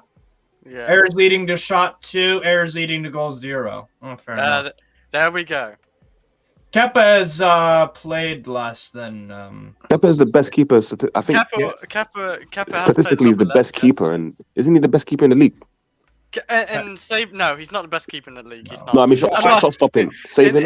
In save percentage, yes, he has the highest. Last time I checked, but I'm not sure if it's the highest now since Lampard overtook, because Lampard is like, Kepa. Wait, here's the question. Here's the question: David De Gea or Kepa? David De Gea is better. De Gea is fully washed. De Gea is fully washed. What? De Gea is better than Kepa. De Gea is fully washed. Nah, De Gea causes that team a lot of problems. Trust me. He's also saved United a fair few times. Did you not see De Gea from 2018 onwards? Like Kepa is practically. At one point, Kepa fully replaced him as number 1 for his team country. anyway? I was gonna ask you guys for help, but I'm actually doing a pretty good job of assembling our best 11. I mean, you don't need help at the moment. You're doing fine. Who are we doing? Marshall, you're being a FIFA merchant. Are you? Striker, I would say. I'm trying to compare teams. You want to say so I need to build. Yeah. I need to build the Midfield thing first. I think Fofana or Let me check Bammy out are the 2 hate. strikers, but Who are we putting at right wing for Chelsea? I say Madueke. Sterling? Madueke. I think he's our best right winger.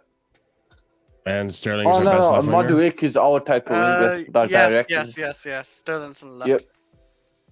Yep. I would like to say Muda, but he hasn't showed enough. But he's had moments. I would say little moments. I need to find better goalkeeping stats. Hold on. Because I just realized I was reading off of defending in a section from hold on.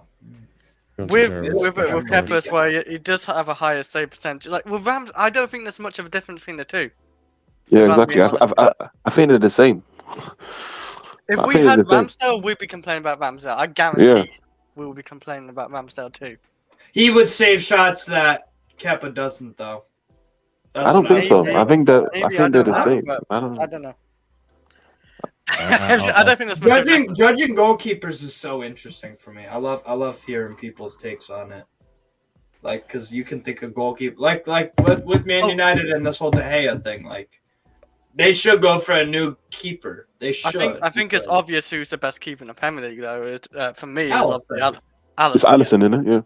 Yeah. Pope has been probably the second best performance-wise, or even the best. You can make a case for the best. Who? Navas. Nick Pope. Obviously, Navas. Nick Pope, bro. No, Nick Pope. Navas has been trash at Forest. Has he? I haven't really watched Forest, so. No, he's been to be trash, honest, honestly. I feel like most keepers would be trash at first. Navas. Finally he's declined. We're choosing Arsenal sign-up. They have a better attack than us, let's face that. Because our attack's just...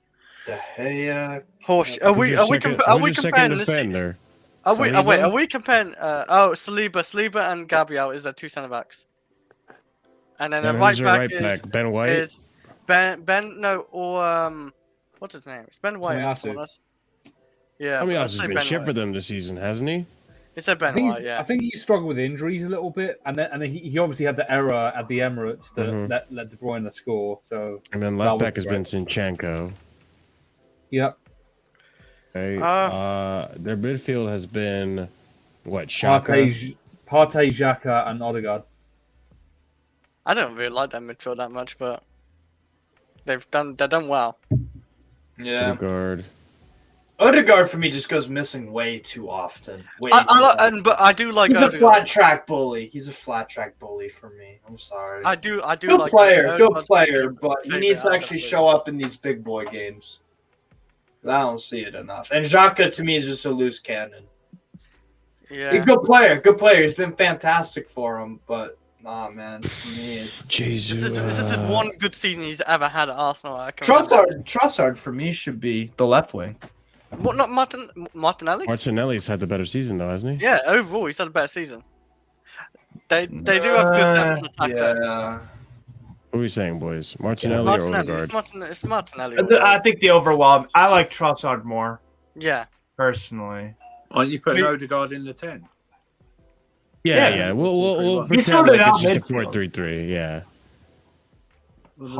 Martinelli's Martinelli, I guess, on the left. Martinelli's that left wing. season, yeah. He's above. He's right there. You not see him? I want to put the fancy card, man. There you go. Yeah, you want the. You don't want the fancy card, but then you have a fancy card for Gabriel. Jesus is easy, all right? It's just there. Okay, there's too many Jesuses in FIFA. Who's right wing? Well, obviously. Saka, obviously. Oh God, yeah. Sorry. I thought you were joking. My bad. Reece Nelson. Oh my goodness. Okay, there we go. Okay, let me put these in paint, and then I'll put them side by side. All right, give me 1 second. If you compare this season, like you only can really argue is Chelsea's defense. Thiago Silva, in for. I would say Reece James is better than right back too. Yes. No, because not this season. Reece James has been out. Reece James has been out half the season though. He has been out a lot. I do. Well, we're arguing on paper. Yeah, we're not arguing about performances. We're arguing if you just looked at it on paper and said, If we're these are talking the players. On paper, I agree. If we're talking on paper. Yeah. I really hope Reece James just sorts his injuries out. Like it's got to be somewhere I want to see improvement from his injuries next season. Because if he still gets injured the same amount this next season, I'm going to be concerned. Especially we don't have European football as well. We have more break. Right. It's going to be up to the managers to use him correctly as well. With Gusto coming in as an option as well, you know the rotation needs to be good. Malo Gusto, what a player! You like Malo? I'm a huge fan of him. Yes, I've been watching them about a year and a half now for Lyon, if I'm not mistaken. Oh man. Kid's got some enormous potential. Really like him. Absolutely. I think he's a different profile than Reece James. I don't think he could play in a back three as a center back, for example, but as a wing back and a right back, hell yeah. Steve, I can assure you that none of us want him to ever play centre back in the back three ever again. Reece James? No, because it wastes his attacking abilities. Yeah. It's pointless. Well, that's what Southgate does with them sometimes. It's depending who we had on right side though, Oliver. If we had like a right mid or right winger and right wing back or something, then it'd be alright. Because then, like you sort of Tuchel, like he wait, who did we play right wing back in the final? It was Loftus-Cheek and James on the right, so Loftus-Cheek would have been the wing back. Yeah. I mean, yeah, that was just a really good setup that one time. It worked really well, but you know, I'd have to see who the new manager picks in that situation. Would it be a Madueke? Would it be someone else? I'm not sure. I'd have to kind of see it to believe it, I guess. I was gonna say, Chelsea's actually picked up some like hidden gems. I would say, like in transfer market. You see, Badiashile. I had no idea. Oh my God! We're not showing them respect now, but what's it called as well? Like Gustas, who looks promising as well, and Madueke. I didn't think too much of him. He's actually doing all right. It was a pointless sign. I wanted Madueke. He still looks like a pointless one because we don't use him. I wanted Madueke in the summer. For Newcastle. I wanted him. So there's some like positives I think we've done with the transfer. Like I don't think we signed completely bums like all across. Yeah, I think the main issue was the manager issue, or where we've had like technically 4 managers. Like that's been the main issue for me. Yes, yeah. I think the summer window and some of the decisions there were major flaws there as well. You know, you could look at that window and say, arguably, none of the players that came in except Fofana have been a success. Oh, Fofana's fantastic. Oh man. Yeah, January was a lot better in summer. I've been watching Fofana for years. I watched him at Saint-Etienne, Nice, Olympique de Marseille. He's unbelievable. Unbelievable. Every single team. January was near perfect though. Like if we had outgoings, that would have been a 10 out of 10. Yeah, outgoings. But, Yeah. You know, it just wasn't to be. You know, we had a 40 fax machine and ZS ended up staying. Okay, no, hold on. I got it right here. Yeah, hopefully Mudryk comes good. Yeah. There you go. A little hard to see, but I don't know. Side to side, I think we have the better midfield. Well, first of all, Sterling is not an 86 anymore. Hey, I'm not looking at the score. It's just more of a visual player per player, you know. Oh, I know. I'm just taking that. Actually, they'll probably downgrade to an 85. I reckon a downgrade to an 85. Conte replaces Xhaka, easy, but the injuries. But we're talking on paper, so Conte gets in that Arsenal team. I Chilwell gets in over Zinchenko. You reckon? Yes. Yeah, I think Zinchenko's not a left back.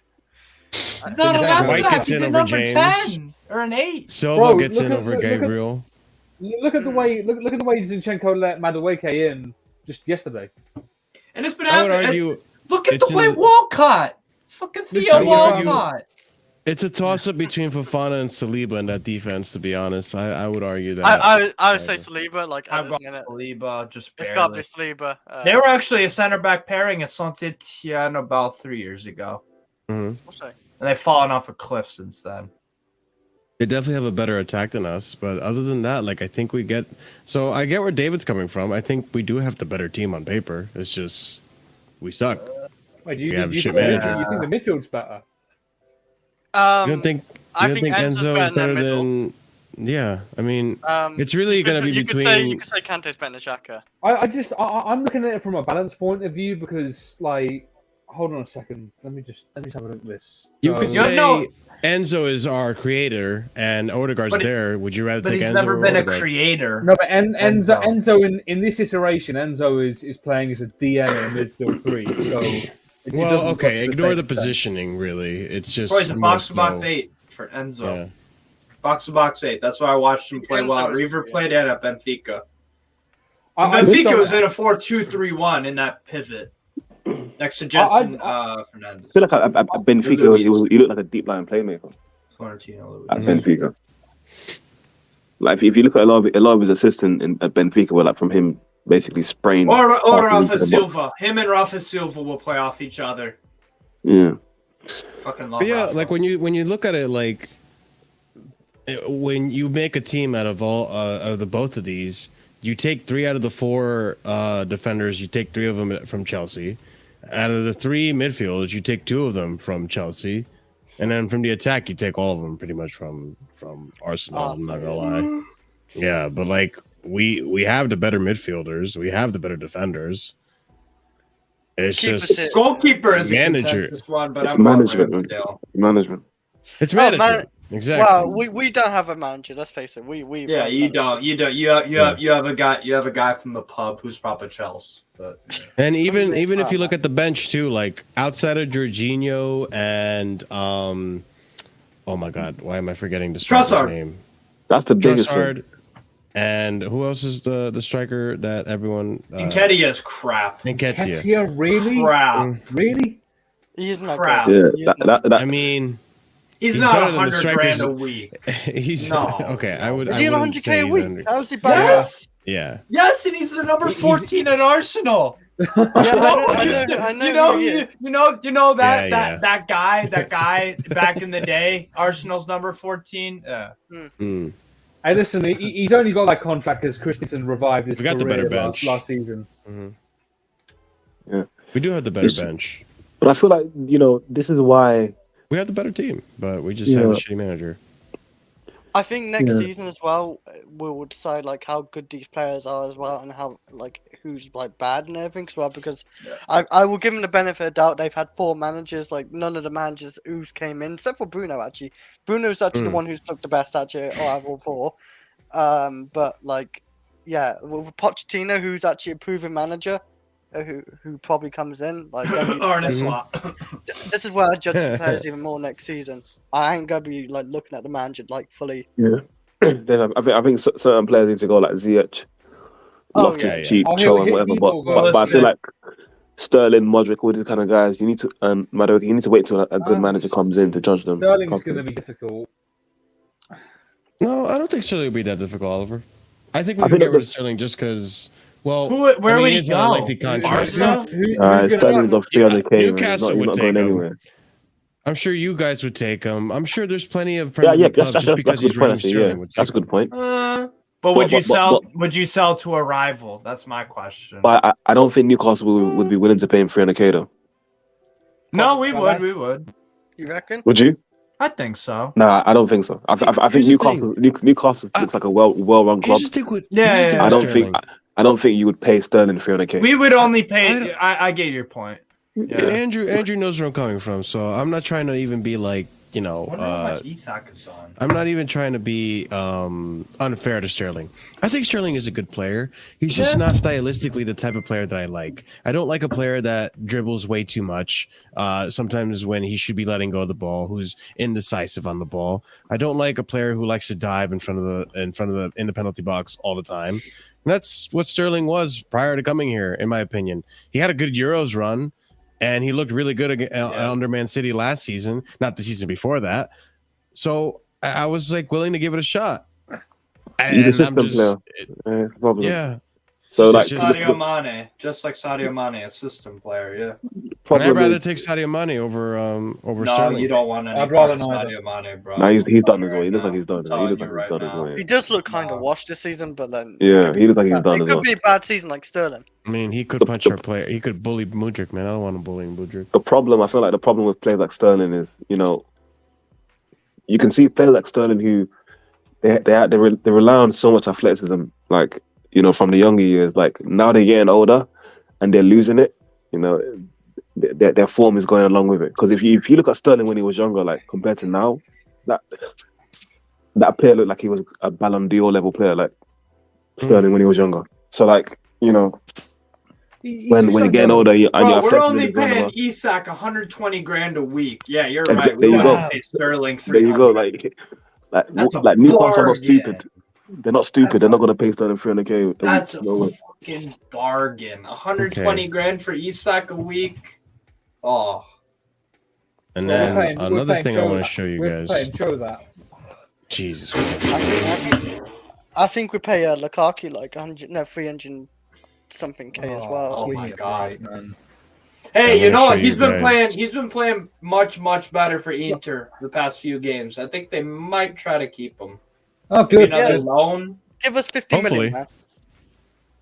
I don't know if you'll get 50 from them because they're pretty broke, but they got 100 million off us, man. Where's that money gone to? This list, you know where that money's gone to? It's gone back into paying debt. Yeah, probably. We haven't paid all that money back. We haven't paid for him fully, Chris. Yeah, but then installments. Then installments or whatever. Yeah, like we can just keep less installments. We still owe. We don't pay no more. Go talk to the cheapskate Zangs, bro. We'll pay him 20. We'll pay him 10 million next year, and we keep the 15 million installments, and we'll call it square. So I do want to go through this list because we did see it yesterday, but we didn't really go through it. We'll go one by one, see if we agree. Crazy for me. Kepa, does he? Yes, Sal. Should he You go? can find a better player in League Two. I'm not even If we can sell him, goalkeeper. yes. He's got the same problem as. If you want Sterling gone, he's got the same problem. He's 155 to 170 grand a week. So who's going to pay that for a goalkeeper? Who's going to pay that for him? No one. And if he doesn't want to move, he's still got 2 years left of his contract. I wonder how much we pay Nick Pope a week. I bet it's like something stupid like 50. Yep. Stop rubbing it in, man. Mendy goes to, obviously, I don't know what's happened to Mendy. I liked Mendy will go. He wants parity with Kepa. We're not 60,000 a week for Nick Pope. We're not going to pay two goalkeepers 150 grand a week. So we're paying Thiago 100k a week, so we'll take Mendy will go. Is Ashby going to go on a free? Is he on a free? I could see him going back. I could see him going to Spain or Olympique Marseille. Doesn't he have another year after this season? Ashby has, I think he has a year left, so he won't go on a free unless he terminates. Doesn't he have an option or something? Maybe I don't know. No, not to my knowledge, he doesn't. With that, it was a maybe we just let him go for free. In Andrew's infinite knowledge. So if he does have anything, what was reported, if he does have anything, sorry, if he was to go on a free, we'd have to cancel agreement to cancel the contract. Yeah, like what we did with Alonso last season. Gotcha. Chalobah Chalobah. stays for me. Loan or stay. Loan or stay. Stay. What's the star little star for? Does that mean loan? Depending on the price. So the I think he'll issue get sold. The issue with Chalobah is whether the manager wants to keep him, obviously, and also if they want to bring Colwell back. Yeah, I don't know how he's going to get games. Or Ian, isn't Ian Madsen a center back or is he left? He's a left back. No, it's a left back. Especially with the issue is with Chalobah, is he going to be one of those ones that are easy to sell for the FFP as well? I would take Chalobah. Yeah. I'm sure there's going to be suitors for him, but the thing is that he's on a 6-year contract. He's on a contract. contract. Doesn't matter though. The contracts that I think 6 years. The contracts are just security for the selling club. That's all it is. Sure, but it adds on to the fee. Like if you're going to sell him, you got to pay for the rest of this contract. That depends really how much they value him at. Not really. I don't think so. I think the contract is just about whether or not this sort of like selling club. That's what it is. I don't think it's about adding on. And I think with Chalobah, I think it depends. Well, if the new manager coming in wants to stick with a back four, then it becomes difficult for him to keep playing. He's not a big earner in terms that I think he's under 100k still. Even with the new contract signed, I think he's like around 70 or 80k, something like that. Oh, okay. So, I mean, even with the new that's what we're getting at, Andrew. For me, Chalobah, the biggest problem with Chalobah is I want to see what we do with Koulibaly because I'd rather keep Chalobah personally. Like he's just showing a better level, and if we get rid of Koulibaly, then okay, maybe I'll entertain it. But if we don't, then I'd rather a better backup. Like Chalobah's the player that you have to play him because that's the only way he's going to be in good form. You can't just bring him off the bench. Like he's that type of player. Well, the problem is Potter ruined his confidence with his people-pleasing just shit. Yeah, and by bringing Koulibaly back in, who didn't deserve to come back in or whatever. That's just what Potter did. He was trying to people please and he ruined people's confidence. Fair. Next one. Chalobah's on 50k a week, by the way. That's not bad. Yeah. That's great. Cucurella, personally, I'd keep him. Keep. Cuckoo Smella. I think he's had a poor season, of course, but I think he's also had a couple of good games. He's not been all bad all season. But the question is, sorry, go on. I cut you off. I was just gonna say I don't like to throw not a lot of players. I don't like to throw players after one season, especially after a season with like a bunch of managers. I think it's a bit unfair unless they want to move. And we just have to move along and whatever, then fair enough. It's not going to be like I'm going to cry over it. The issue is you're not going to recruit, if you're going to sell him this summer, which you're not going to recruit what you bought him for. So what do you do? For me, it's a question of... Let's see what a new manager can do with him. Yeah, I agree. I agree with that comment. I think with good management, I think Cucurella will be good. I mean... Could Pochettino do... What? Danny Rose, what he did with Danny Rose. Yeah, I mean, I think it all depends on if the manager wants to invert fullbacks. Cucurella will be good. If they don't want to invert fullbacks, then Poch doesn't invert the fullbacks. He's simple out wide. Yeah, then he's useless. It would be better to have Maatsen than if that's the case. It's better to have Maatsen. David, I don't disagree with this, but I think we have to worry about Chilwell and his injuries. Yeah, same goes for Reece James. The injuries. I feel like Cucurella would fit in perfectly with Man City. I say injuries, quote unquote, because he was out for that season under Tuchel. Chilwell was. Reece James definitely with Malo Gusto. That's definitely going to be a good synergy because Reece James is injury prone. As much as some of us may deny it, not on the panel, I just mean it in general in the fan base, but. Yeah, Reece James is injury prone. Chilwell, I don't know. I don't know if he's injury prone. He had that really bad injury, and then he had a bad hammy when he came back this season. That's about it. I don't think he's injury prone. I don't think that there's not been enough injuries to say that. If you remember before, it's hard to say. If you remember before he got injured in that Champions League game, the photos were released afterwards. He was training before that game with a bandage on his thigh. So that's just mismanagement, pretty much. You know, he wasn't fit to play, and we pushed him too far. So I think we need to have an evaluation on the left back situation anyway, just at the end of next season. What I'd want to do, if we can, get Maatsen on a new contract and put him out on loan in the Premier League, and then we can see how Cucurella and Chilwell do at the end, and assess. Is he the kid at Burnley? Yeah, the Burnley right now. The problem with Maatsen, if Burnley offer 35 million, you take that all day. I know they will. I get that. Yeah, they're going to accept it. So I wouldn't hang my hat on Maatsen staying. He'll be sold. Yeah, because I remember the way we moved when Crystal Palace came in with 20 million for Guehi. Oh yeah. Right. And he'd never played in the Premier League before. We ripped their hand off. So 35 million. 100%. You know, that's just a significant improvement. It's just easy business. Yeah. Yep. Plus we had a lot of centre backs. Chilwell, what's your price? 35. I would pay 35. If we sell Chilwell, 50 million. 50 mil? I feel like 60 mil. I mean, what? You wouldn't pay 35? If Newcastle bought him for 35 million, you'd be like, whoa, that's an overpay. The thing with Chilwell, I think we got ripped off. Chilwell is a left back who's capable of scoring goals. Like that's an unbelievable commodity to have. Yeah. Like, a left back who you know that if you get him into the box, there's a good chance he can score goals for you. Like, no, I would rather take Tierney over Chilwell personally. He's made of biscuits. I think a 1-on-1 is defensively lacking. So against Dortmund, but even their right winger who's not that fast was roasting him. Yeah, because Guerrero is their wing back, but he can also play in midfield. I love Guerrero. He's not even fast. That winger that they had, and he roasted Chilwell several times in the first leg. But then I feel like there's not a lot of left backs or right backs who are great defensively.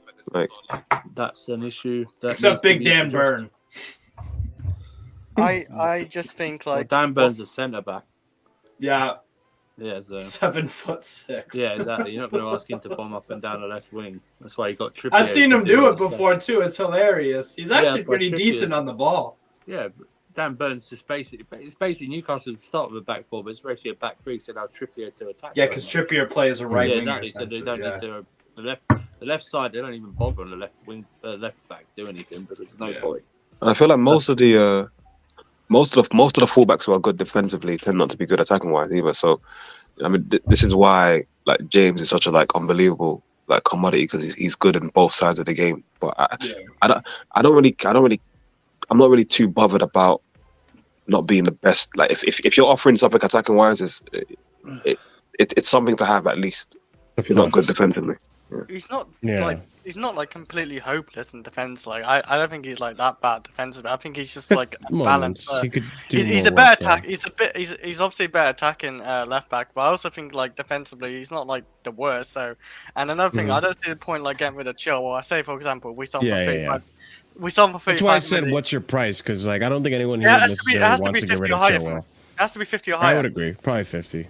Like then I thought, you know what, fine. Like we move on, but like I think what's the point when we have like Cucurella who may not make it. I think Chilwell is a better left back in him still as we talk. Like I think he's better, but I think next season we'll see like how it goes for them too. Boehly. I would so. He's gonna have to take a massive pay cut if he wants to leave. How much is he on? 200? 300. God damn. That's the problem. So is he gonna? Oh, he's 295. Yeah. Who's gonna offer? No one's gonna offer that in Italy whatsoever for him. So he's gonna. Hey, Juve will get those brown envelopes out. They don't give a shit. He's still gonna. I think even with Juve, he's still gonna have to take a pay cut to go back to it. You don't think he's still because prior? I'd loan him back to Napoli teams or that didn't want him. I don't know. I just think if he wants to leave, the only way he leaves is by taking a pay cut. Yeah. He has to take a pay cut to leave. Where would suit him best? Either in England or wherever. I think he goes to Inter Milan. But plays in a back three. Then again, Inzaghi's going to get sacked. So they're going to try and take him on loan. That's what they're going to try and do. They do need to replace loan option to buy will be it, but they do need a Skriniar replacement. He'll turn 33 by the time the option to buy kicks in. So I wouldn't take that. I would say if you want to go, I would take whatever money you can for him. But I don't know if Juventus have got that to actually do, because they've had to do a lot of loan deals before they. Andrew, you don't think there's other Premier League teams that were interested in him before he came to Chelsea that would still want him? That was years ago. I feel like maybe a Aston Villa or something. The problem is, again, he's going to have to Salary. take a pay cut. Yeah. No one's going to pay this guy 290 grand a week, even in the Premier League right now. It's just not happening. That's what you got to think about. It's like, big up, David. Do you think you're stuck with them, basically, Andrew? It's a problem. Unless with it's most the of the players wage. on these, most of the players on the contracts with the big clubs. Yeah, they're not going to take and they shouldn't. I don't blame them for not taking a pay cut. I wouldn't either if you don't want to. And none of us at our jobs. Exactly. I know it's not. Would you tell us? Yeah, go with this.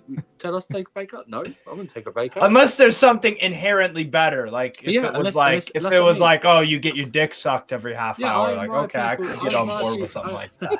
I admire footballers that move, that take a pay cut. That means you want to go out and play. I admire that. Right. I admire Lukaku for doing that. He took a pay cut to go to Inter.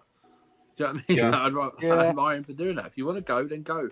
Well, Serie A was mad. Did any of you guys see Çalhanoğlu's goal today against Hellas Verona? I did not. Look it up on. Oh my god! It's literally from like 40 yards out. It's literally from like 40 yards out. Brother just took it and just went. Football snobs here, man. We only watch the big games. Snobs. They won 6-0. They won 6-0. Over Hellas Verona. I was like, bro, what? No, that goal.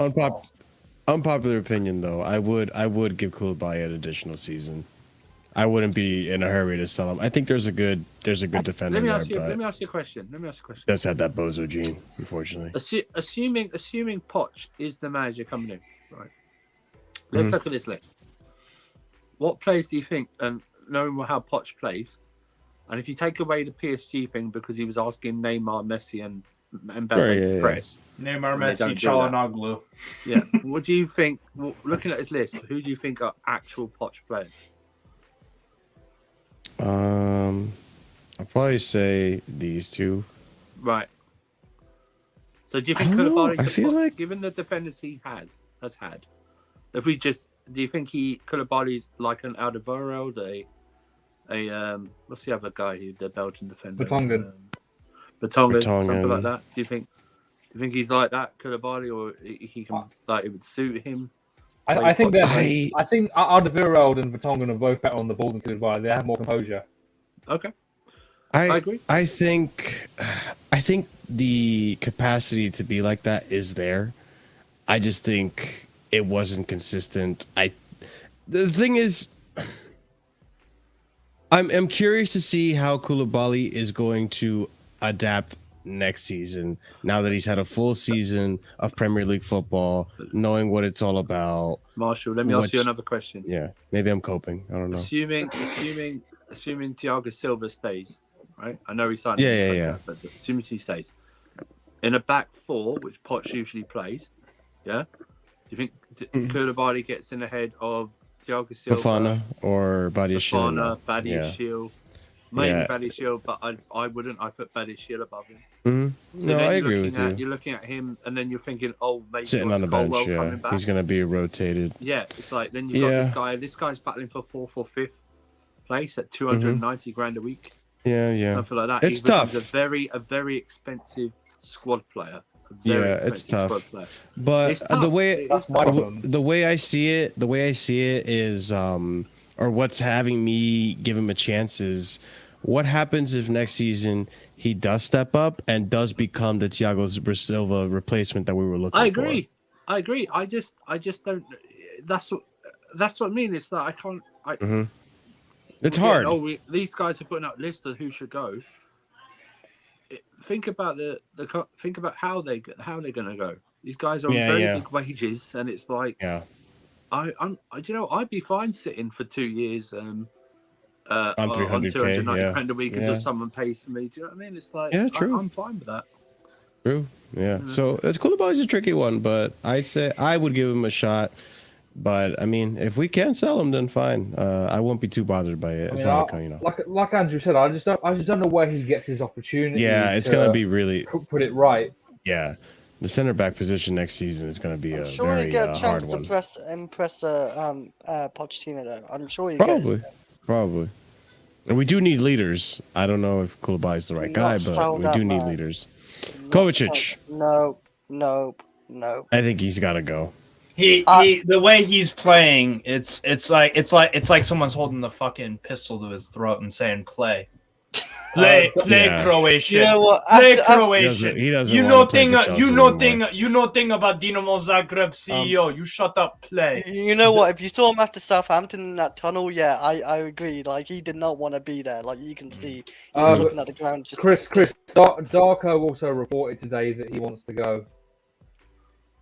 Is that like super reliable? He's been pretty good this season when it comes to, Lewis references him. He's gotten a lot of stuff right before the big journalists. I don't want to get rid of Kovacic, mind you. I want him to stay at the club, and I want him to be good. But if he's going to play the way he's playing lately, I don't want him to stay. I don't want to hold a player. I don't want another Ziyech, pretty much. You know, on Lewis's stream, I was told today, right, that Kovacic went to Man City, he wouldn't do anything, right?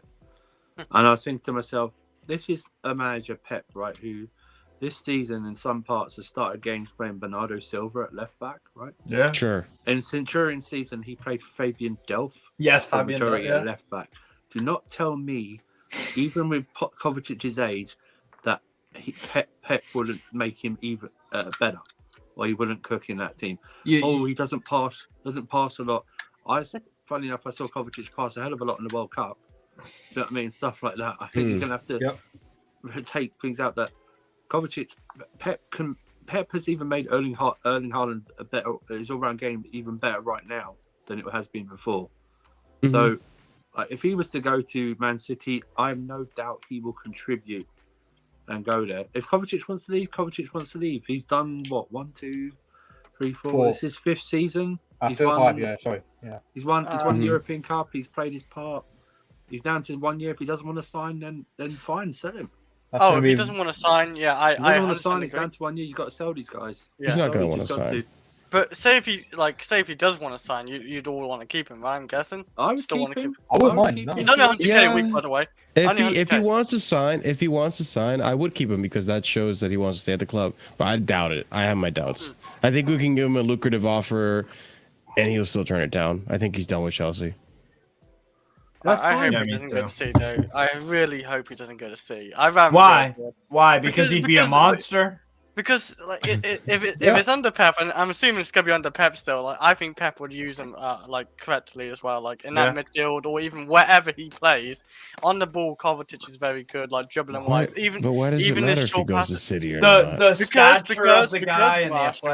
Because Marshall, it's gonna be hard to watch like Kovacic like in that City kit for starters, and 2, he would help City win games as well. Like he's got a good ping. Okay, who cares if City win games? You're acting like we're rivals to them or something right now. Chris, we're 12. We ain't competing with them next season. I'd rather not strengthen City, who are okay. We're not like on their level no more. Would you rather he go to Newcastle then? Would that be easier to stomach? No, I don't want to see him in the Premier League. It's gonna be too hard for me. Yeah, I like him. I don't think he's going to. Chris, if your argument was I don't want him to go to Brentford, then I would agree with you. But we're not. Let him go to top 4. We ain't competing for top 4 next season, Chris. No, we are gonna try to compete for top 4. I guarantee you. I don't know. If you bring in the slot machine, sure. We're under Poch. I think we got. If you bring in the slot machine, yeah. We haven't got a bad squad. Next one. Lost his cheek. Lost his cheek can go. Instant stout. Instant for stout. the amount of playtime he gets, really easy. And for the salary he can go. He's on more Kovacic, by the way. Problem is, again, there's no market for this guy. He's on high wages, and he's happy to be a member of the You know who would take him, actually? You know where I could see him play? Because they love a reject? Lille. Lille still play Remy Cabela. I don't know what Remy Cabela. There's absolutely no market for Loftus-Cheek. Lille. I think Lille aren't even showing any interest in I think there's been interest from Italy. That's true. you reckon Burnley will look at? You know what? Mauricio Sarri is fond of Loftus-Cheek, to be fair. Yeah, but is he an upgrade on Milinkovic-Savic? Those links for months. No, he's not an upgrade on Milinkovic-Savic. He's a similar profile to Danilo Cataldi. I mean, he's not even an upgrade to Luis Alberto, though. No, definitely not, because he's not a playmaker like Luis. No. He would be a crucial bench player off the bench, and Lazio, we need a squad. Like we're fucking running on empty, and we're still we beat Sassuolo today 2-0. I think we're still second place. Yeah, second place, 64 points. Second best defense in the league. I would take Loftus-Cheek at Lazio for 15. I can do that. Yeah. Fair price, yeah. I think he's a good player. It's just that I think he'll end up at Lazio too. He's not a starter. He's like a Jesse Lingard almost to me. I think better than Jesse Lingard. I think he's better. I actually do think he's a better player, yes. But I'm saying, like, like, oh, he's a young player. You gotta give him time. I felt like we did that with Ruben for a long time. Like, he's gotta give him time at Chelsea. He gets injured or whatever. Like, I don't know. Like, he's just not done much at Chelsea his whole time. He's been loaned out or been here on the bench most of the time. Gallagher. 40 million if we get it, yes, easy. I would even take 20 million. I don't care. You can go. You think Crystal Palace? Crystal Palace. Yeah. Go call up Crystal Palace. I think Newcastle might look at him again. The problem is that Gallagher. We might. The problem is that Gallagher believes in himself, which that's fine. You can believe in yourself, and he wants a top 6 side. That's the problem. So it's on him too. The problem he believes is in himself. I think he has some. I think he has some qualities. We haven't demoralized him. But he's also like a headless chicken. He's like a little puppy in the street. Yeah, Marshall, you're like you're like the career advisor that tells the kid, "No, you got to change paths, man." Yeah, that's what someone has to tell Gallagher. You're thinking, Listen, man. Newcastle ain't coming for you. Newcastle, United, Man City, Arsenal, Liverpool, Tottenham, they ain't coming for you, kid. I think as a bench player, Gallagher might do well at Newcastle. He might. Newcastle's technically top 6. I just don't think a top 6 side is going to want him, and he wants a top 6 club. Like I said, I'd rather take a guy like Maxence Kakare over a Gallagher because he's just light years clear of him. But I don't know. For me, he's a Crystal Palace level player. Yeah, I agree. Crystal Palace need to sort out their manager first before we can even entertain that. Bro, Roy Hodgson's gonna stay there for another 10 years. Oh my god! I mean, he's been good. I'll give him credit. He's been good. He's kept them up every year. But what is this like? You're gonna be your third time of coming out of retirement? You know. That was we're almost at the finish line here. Sterling. Keep. What? What do you mean? What? Like, yes, he's been like not great this season, but like under like the managers we've had, we've not used Sterling right. And if we had like, say for example, if Poch knows how to use him and get the best out of Sterling, like the opportunities, say we create a lot of good chances and Sterling's on the end of it, we're seeing a different story. There's evidence actually that he does perform under a better coach. He performed well under Tuchel.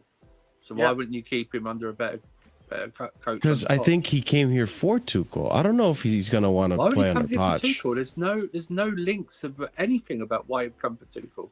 He came to Chelsea. He didn't come for Tuchel. There's nothing of him coming out like interviews about to even. He hasn't said anything about Tuchel. Anything this season. There's something about. He's never played for Tuchel before. He played for Tuchel for like 6 games and he played well under Tuchel. I don't get this sudden thing for Sterling, like he's the big issue this season, stuff like that. But he's been injured. He's been played at right wing back part of this season, which everyone seems to forget. Wasn't that Brighton away? I'm not doubting the player. I'm doubting. Marshall just has an agenda. He's an agenda merchant. About what type of player Sterling is. But the thing he's a Sterling hater. The thing is, Andrew, I'm not doubting the player. I'm just doubting whether he wants to be here anymore. That's true. He's come out and said he wants to be here. The thing is this. It's like the misconception of Sterling as a player just reminds me how stupid Chelsea fans are to think. Yeah, Marshall. No, he was going to come here and be like a creative force. He's never been a creative force. He's got actually. It's ridiculous. Actually, how many assists he's got. Actually, how many assists he's got at Man City? I've never said his that. main job was scoring. Plus, look who he's playing with. It's true. From the very beginning, I knew what Sterling was, and I was like, well, if he's gonna be diving for Chelsea and getting penalties for us, then fine. What's wrong with What's diving? this thing with diving? See, Marshall has an agenda. Hang on.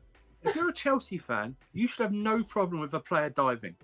What did I just say? What did I just say? You said no. You said this thing a couple of times against him, like you don't like a player who falls down in the penalty area. I don't. Hello, Eden Hazard. I don't. Hello, Yeah, Didier Drogba, who's built like a Oh man God, mountain. yeah. Yes, but Didier had a bunch So I don't know more. why, any Chelsea fan who has a problem with a player diving, please look at your history of this club. Okay?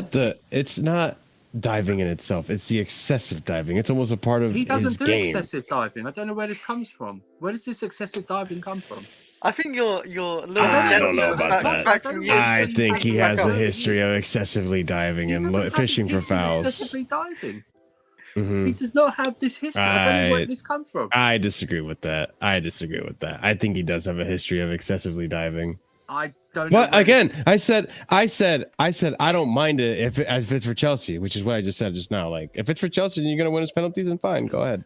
This motherfucker put up with Diego Costa, but has got a problem with Raheem Sterling.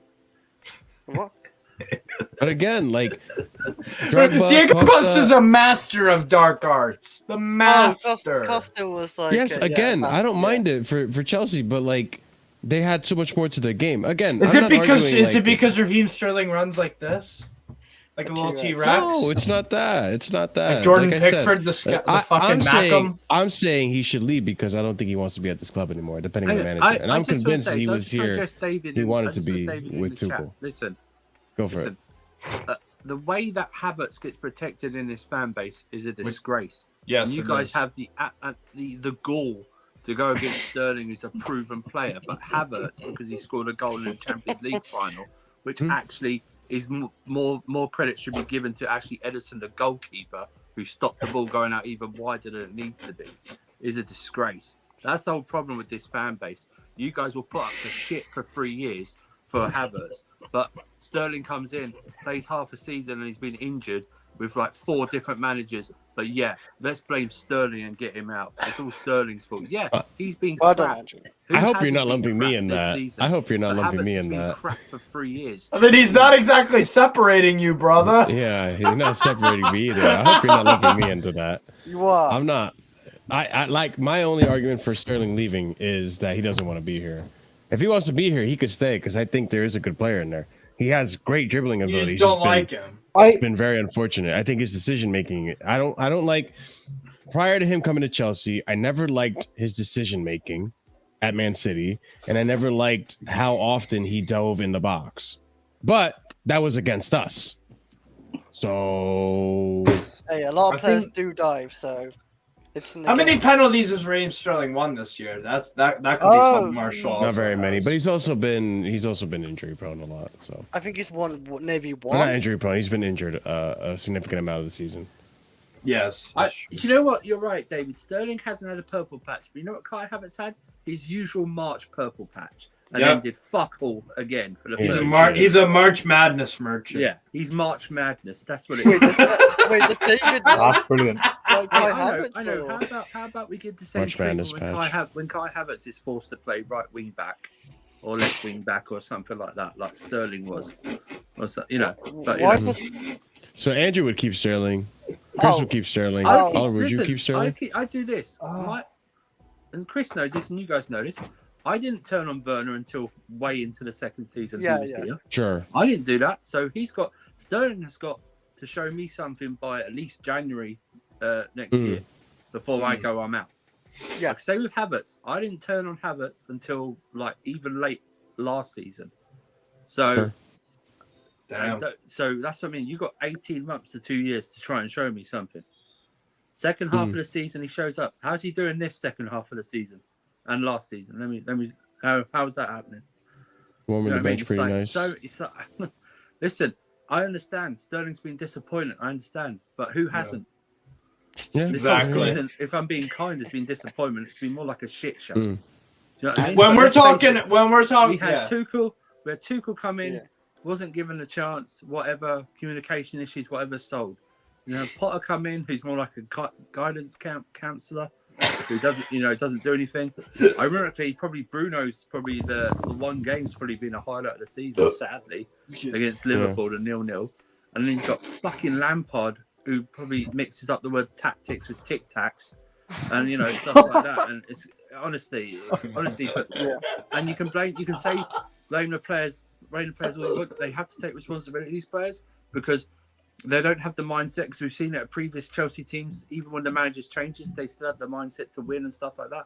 I totally get it. And Sterling gets criticism from me not only because of his performances, but he's a senior player and he should be in a group of them that leads the young guys to doing something. But I still want him, as well as the others, given a chance under a proper coach, whether that's Pochettino or someone else, to see what they can do. They've got till January.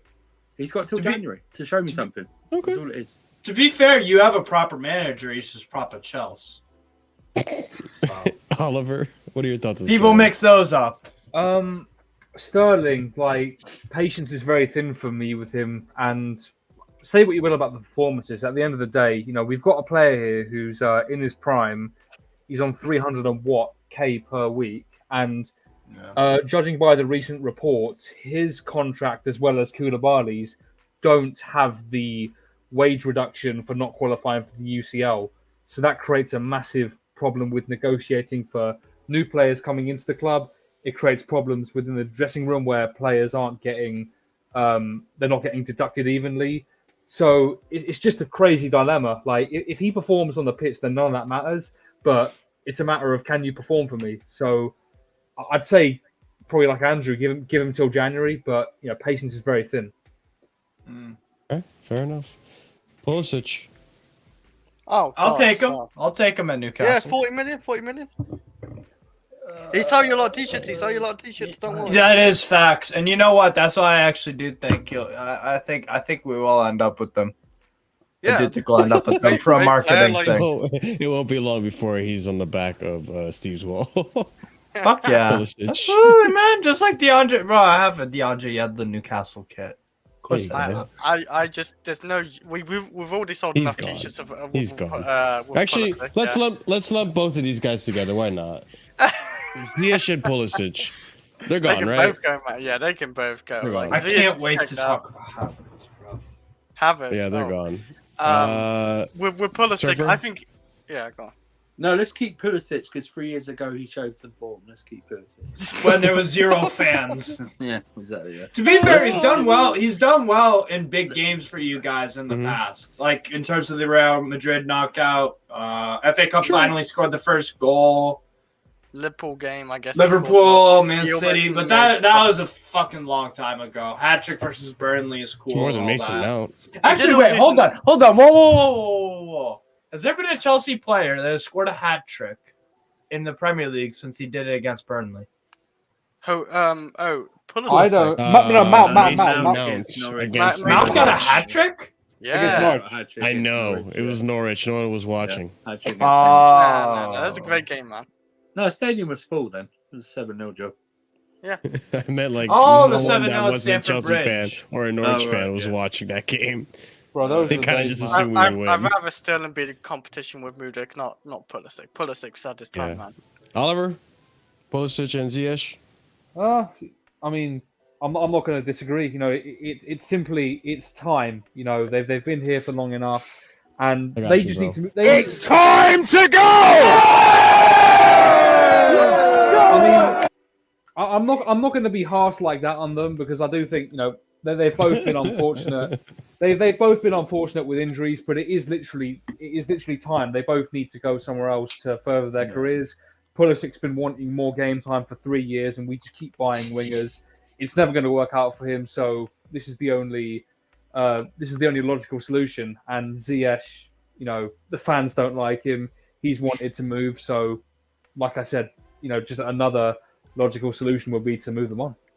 Yeah. I wonder if Pulisic writes a book, the reason why I left Oh, Chelsea.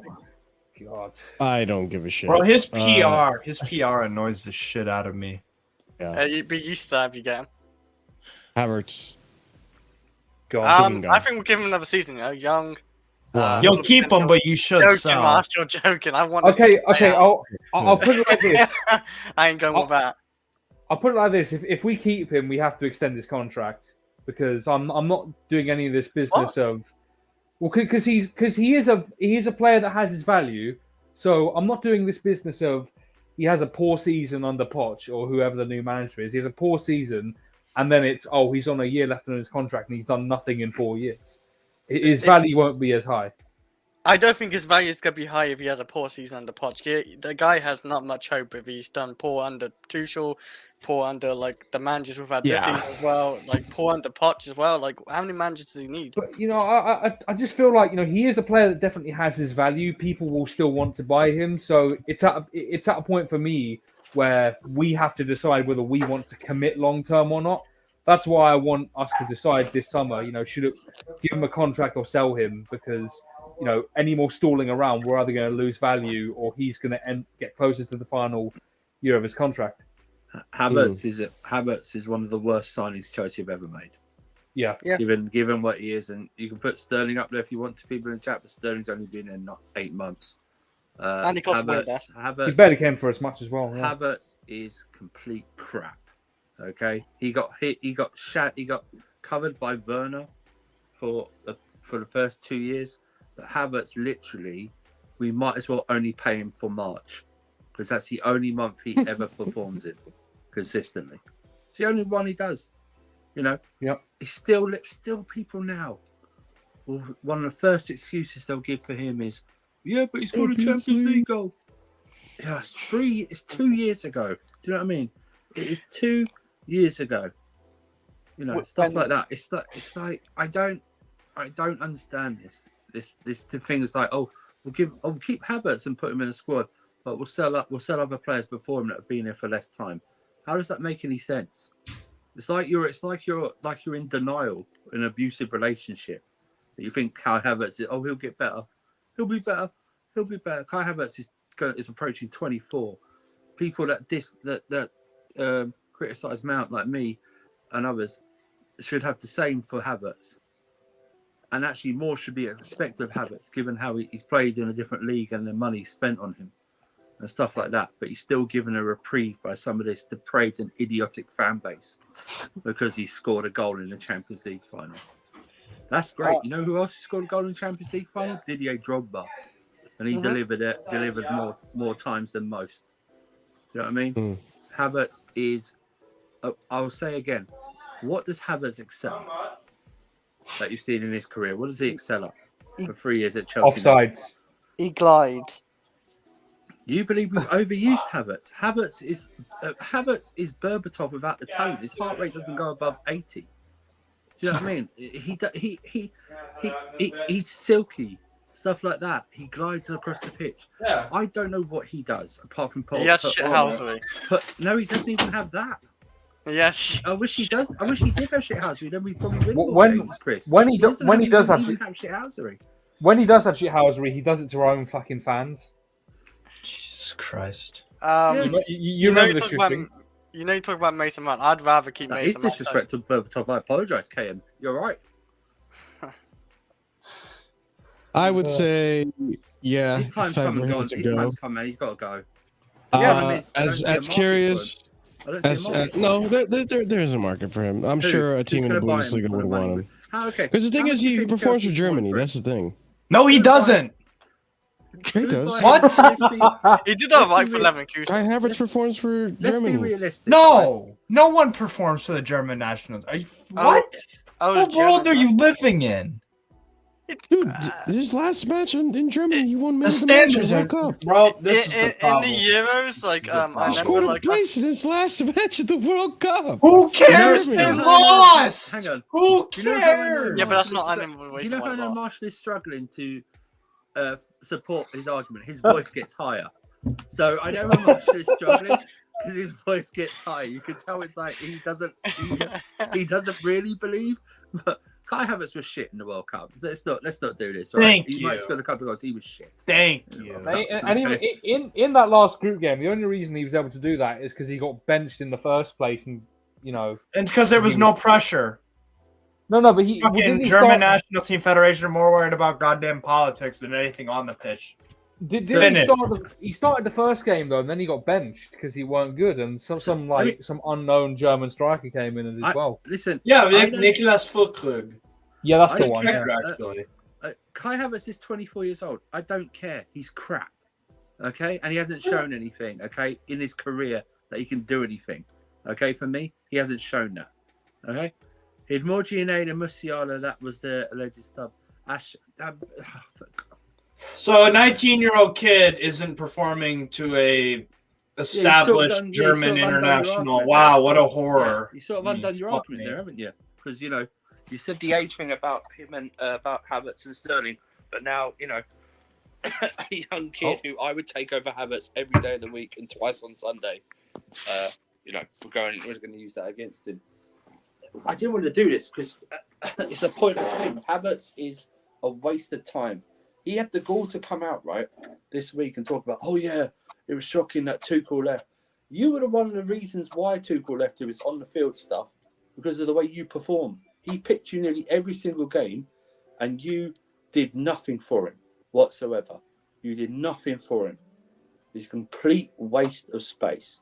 Yes, Havertz is. Yes, and I'm so sick that he's one of the problems of this fan base. The standards are so low that this guy can score one goal and 2 years later still get protected for that. I don't think he should stay at Chelsea. He should go. As curious as I am of what Poch could get out of him, I just don't. We've given him enough chances. I don't like Havertz. I got to keep it consistent. And I don't like Havertz either. He doesn't show up for my national team. No, fuck him. Oh, I mean, I disagree. I disagree with that, but that's an argument for a different time. Marshall, he's not the only one that doesn't show up for Germany. None of them do, except Füllkrug. If you want to try and cook me, the StreamYard link is in. Go ahead, yeah. Take on me a winner, surfer. I mean, the link is in the description if you guys want to come on. But that being said, we'll move on to the next one. Key shot in the comments about Randall Colomwani. Yes, I rate him. I've been a fan of him since he was at FC Nantes, and he's done fantastic for Eintracht Frankfurt. Scored a great goal today as well in the Pokal semifinal. Aubameyang, I'm assuming we all want him. We can get all. He can go. Yeah, I'd probably bet him. How much time do you want to give Kai Havertz? He's been here 3 years. How much time do you want to give him? He's not going to get any better. Breaking news. Give him another 3 years. We've given him too many chances. The thing is, I like Havertz. I want to give him more chances, but I got to keep it consistent across the board. I can't give Havertz 4 seasons when I didn't want to give Werner a third season. So yeah, Marshall, I'm going to keep it consistent. Listen, I'm trying to keep it consistent here, all right? I haven't talked about Havertz this long on a stream in weeks. Yeah, it took a while. I haven't done this in weeks. It's just one of those things, and it could be, it's for most of these players. I'm not saying that's what I mean. I'm not if you've known me, I've not really defended Sterling in terms of I've admitted he's been shit this season. Yeah. Right. But the fact that you're willing to drop him for 8 months and give this guy another season as a squad player is just embarrassing. Yeah. But the StreamYard link is in the pinned. Yeah, go for it. I don't mind talking with people with different opinions. I think he's objectively not a very good footballer. And I don't think that Kai Havertz is a good national team football player either. And I also have an agenda against him because he's a shit footballer for me.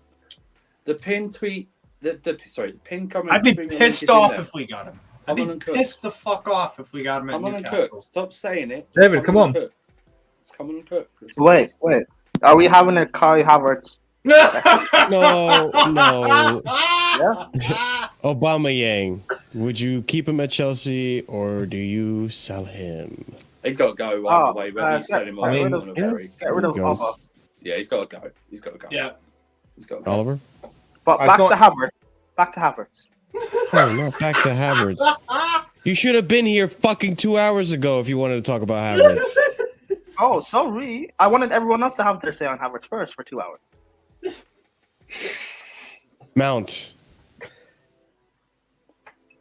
Does he Yeah, gotta you have stay? to let him go. You should let him Does he go. go?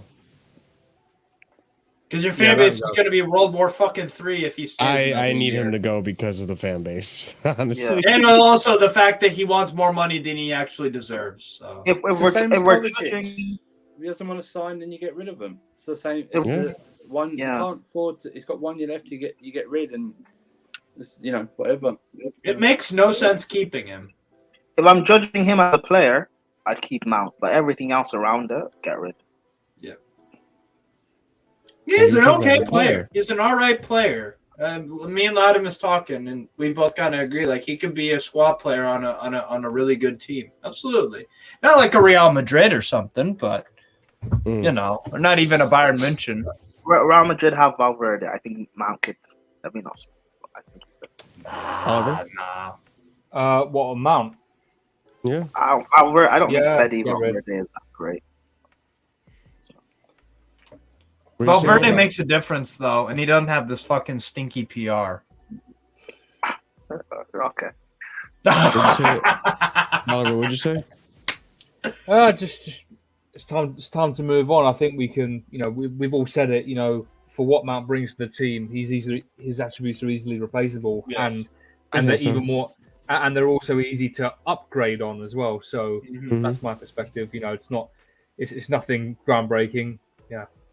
You Last can one on find a this player list. from Broya. I thought this was curious to add Broya on here. I would keep I- Broja. I agree. I think Pies is spot on here. I think we should loan him. Yeah, I agree. He's coming back from serious knee injury. Yeah. I don't. The thing is he going to want to loan? I don't That's think the he'll get the issue. minutes. I don't think Loan he'll him get the to minutes. if Ivan Toney gets let's say the ban is 2 months from football, right? Then someone buys him. So loan him to Brentford. See what he could do. Yeah, if they want him, that's fine. That's fine. I don't have an Somewhere issue. like that would work. issue- You could go to Liga. Yeah. The issue I think is I don't know if Broja's going to want a loan because if we remember earlier in the season, he was hesitant about staying at Chelsea. He was looking for another club to go to because he wanted to be a first team player and he didn't want to accept another loan. So the issue is this, Marshall. He's coming back from a serious knee injury. Do you think he would understand that? I would hope he would. he won't I get- would, understand I would that. hope he'd understand and go, do you know what? Whoever that comes in, and Chelsea's a big club. I'm coming back from injury. I need to rehab and stuff like that. I need to get minutes under my belt. Am I going to get that playing Jesus a lot Christ, of 30 boys. minutes for Chelsea, or am I going to go on loan? Which is better. We literally managed to do this with Ruben when he came back from his Achilles. We loaned him to Fulham. Oh, I know who that is. And this this situation will actually be this situation will be a lot easier than Ruben because Brody is on less money, so we won't have to pay a portion of the wage. Okay, well, boys. David, you're here. Get your spatula ready. I'm going to get my beer. Did we talk on Lizzo or no? No, we don't talk about Reece music James? artists here. If you want to go to a music stream. We don't talk. No, we didn't talk about Lizzo James. Okay. Nope. Oh, that was okay. That was a good retort, Andrew. I'll give you that. Fucking Lizzo. Jesus Christ. Right, we're gonna do this Havertz thing then, right? I don't hear cooking. Yeah, I was about to say, come on, Dave. Wait. I just want to just ask Winter Sofa one question. Why should we keep Ryan Sterling? It's his first season. He's not had a proper coach. We've got a new coach coming in. I'd like to see how he does under an actual coach. What has Ryan Sterling showed you this season? Under Thomas. Has he showed you any reason why he should keep this season? Under Thomas Tuchel. Like what thing he has lost? Okay. Under Thomas Tuchel, he played his best football under a proper coach. So that's what he's shown me. So under a proper So coach. he showed you 1 month. 1 month of average football. Manager. For 1 month, there was No. This guy is 28 years old. I'm not hearing all this. Oh, he's under a proper manager. He's under this. He's under that. No. What? We signed someone that's supposed to be in his prime, in his bag. Right. And the guy has shown us nothing this season aside from 4 weeks. Okay. And 2 weeks in September, this guy has been dog shit. People ask that is garbage. But we're saying, oh, let's give him time. He has been on a rapid decline, but we're saying, let's give him time under a good manager. A player that is declining. Wait. What has Havertz shown in 3 years? In 3 years, what has Havertz shown? See, I'll be honest. I used to be a crazy Havertz stan. I'm not saying we should keep him. You did. You said. But if we are bringing bombs like Havertz, Sterling must follow. This is the thing. We all have personal agendas on the fan base. That's the problem. Nobody just wants to just say sell all the bombs. It's keep this bomb, but let's sell this other bomb because it's bombier than him. Like that mic is fucking wild. Terrible, man. I can understand them, but yeah, the mic distortion. You've either got it too close or it's a connection issue. Oh, maybe back it off a little bit. Or it's just a shit mic. Let me back up a bit. Oh, that's perfect. Yeah, better. Okay, that's better. Oh, it's better now. Okay. So my issue is like my issue with Havertz and Sterling is that like people are saying we should ban a 24-year-old, but we should keep a bomb that is 28 and is on the decline because we don't see him under a good manager. Sterling has clearly showed me he's a system player. I never rated him in City. Never. I've got this. So you say the player that's declined, that's fine. I would say Havertz has declined since he got here. Again, I'll tell you, why can't we sell both of them? Why should we keep one? Why can't we bin both? The issue, I tell you what the issue is. And let's speak sensibly. I said this before, and I don't know if you agree with me. I've not seen Havertz linked to anyone for the past 2 months in any newspaper, right? Would you agree that there's no hard links or anything like that, right? The problem with Sterling, if you want to sell him, is his contract. Yeah. And like I said with Koulibaly, the only way he would leave is he has to take he's willing to take a pay cut, right? And if you're earning 300 grand a week, you're not going to take. You're not going to take a pay unless cut, it's right? a Saudi Arabian club unless or it's something something ridiculous like that. And also, I don't know, given what his market is, who's actually going to be able to afford that, because you're looking to recoup whatever you can for Sterling and stuff like that. With Havertz, everyone goes, oh yeah, well, he should go back to Germany, Bayern Munich. Bayern Munich can't touch him with a barge pole. No. They just re-signed Choupo-Moting up to a new contract.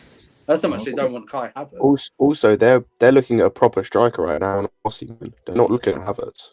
Yeah, Harry Kane. Exactly. Okay. I'm saying that's fine. I just think, right. I've said this in the chat. Sterling's got till January for me next year to show me something. Yeah, under a new coach. If it's Poch, and I know how Poch coaches, and I've seen what he's done, to players and stuff like that. And if Sterling doesn't respond, then by January, if I'm not seeing anything, I'm on the same train. Okay, I'm on the same train. You've heard me in this chat. I haven't been like this on Kai Havertz. I waited 2 years. With Werner, I waited till nearly 2 years. The guys have got to show me something under an actual coach, and that's the problem. No one in this fan base can tell me that any time in this season, when we bought Sterling, you thought you would see him play right wing back. And that's not even under Tuchel did he play right wing back. That was under Potter he played right wing back.